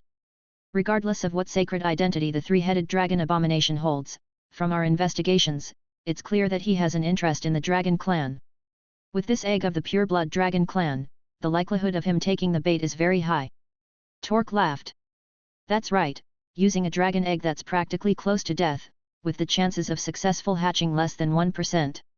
To exchange for the prestige of being the first in the ancient tower and the 60 years accumulation from the 9 cities alliance plus treasures like level 7 war treasures, it's a win-win for us no matter how you look at it. Myra Witch took a breath of lightning, saying satisfied. As long as we successfully capture the dragon abomination, our gains will double. This dragon egg will still be ours. Should we fail, remember, your life is the most important thing. Once you advance to primordial soul, our family's influence within the tower will grow even greater. Torque laughed heartily. Don't worry, Grandma, I certainly will not fail. Besides, I have you backing me up, haha. Holy Brilliance Calendar 1228. Month of Flowers. On the road to Maka City, the Holy Infant and Mia ran into each other. Mia was now living in seclusion at a small wizard market. Seeing the Holy Infant, she was overjoyed. The Holy Infant said, "Stay here and take good care of yourself, Mia. Once I return to the wizard world, I will get in touch with you." Mia responded. "Okay. Lord, don't worry, I am a fifth circle wizard after all, and with the wizard tool you gave me, I am more than capable of protecting myself." The Holy Infant nodded, casually strolled through the wizard market, purchasing some resources and materials. He also learned of a shocking piece of news. The Thunder of Mankind had issued a challenge to the three-headed dragon abomination, and most inconceivably, the wager was a dragon egg. An egg of the pure-blood dragon. This made the Holy Infant's eyes light up, then he calmed down. This doesn't make sense. The value of a pure-blood dragon's egg far exceeds that of the three-headed dragon abomination's head. Even the spoils acquired by the Thunder Divine Hall from the Nine Cities Alliance wouldn't warrant the use of such an expensive item. After all, the combined worth of the Alliance's spoils probably wouldn't match a pure-blood dragon egg, and even adding the Skyfire Fortress wouldn't make sense. Therefore, there's only one truth.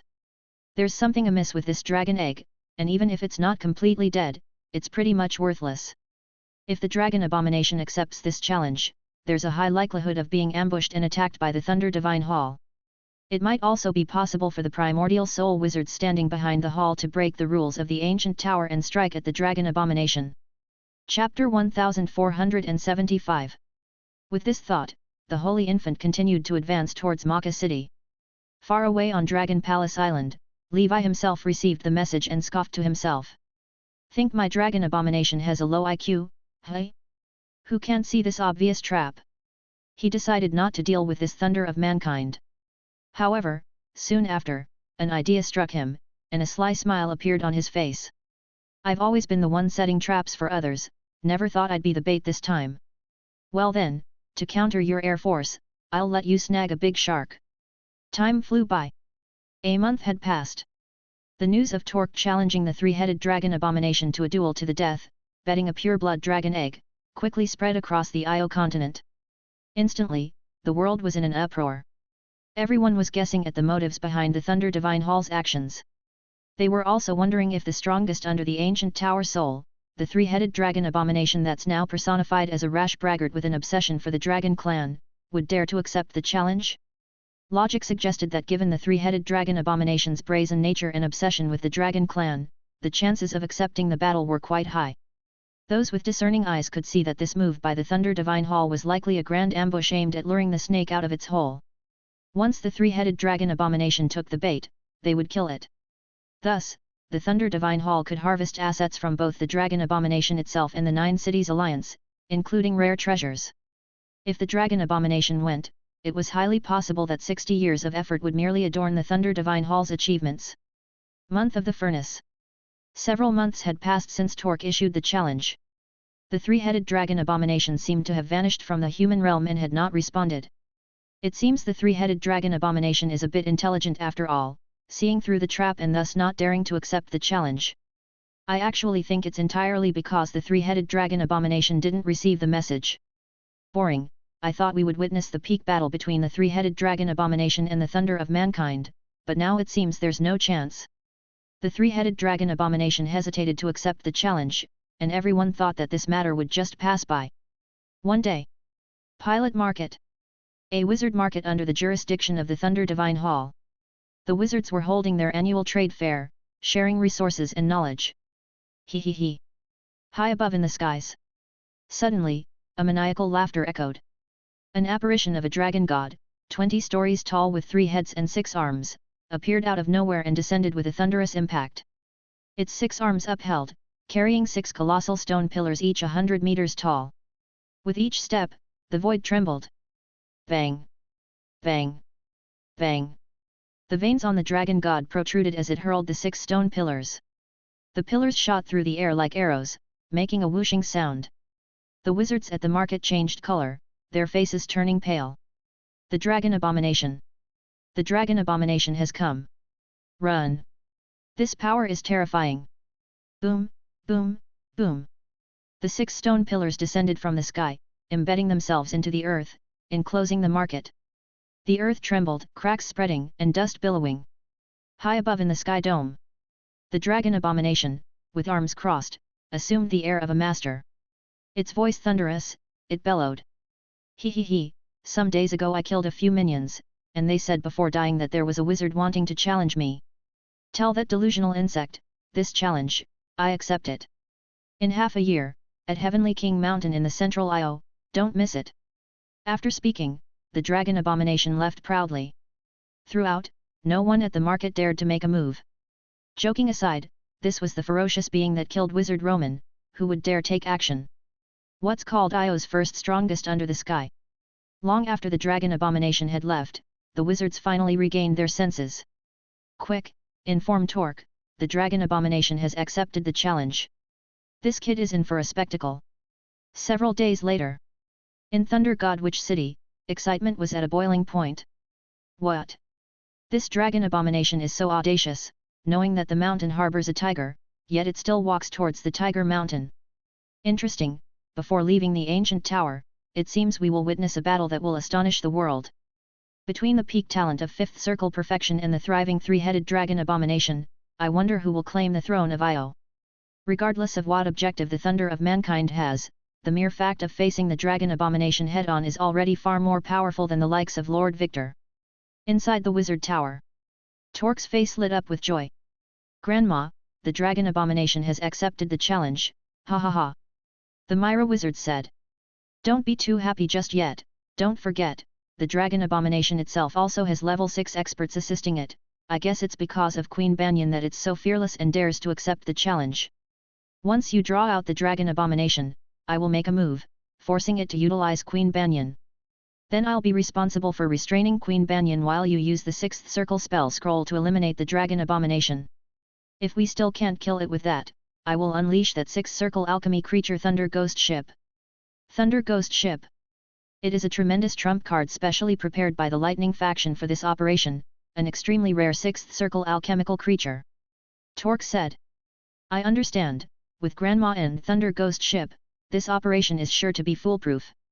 I'll send someone to scout out Heavenly King Mountain first to prevent the dragon abomination from setting traps. In Torque's view, Wizard Roman died at the hands of the dragon abomination because he was severely injured while fleeing, greatly diminished in fighting prowess. Secondly, the dragon abomination's ambush led to Roman being unprepared. He and Grandma, having understood the situation and cards of the dragon abomination and with meticulous planning, were almost certain of hunting down the dragon abomination. Even if they truly failed, they could still take the dragon egg and retreat safely.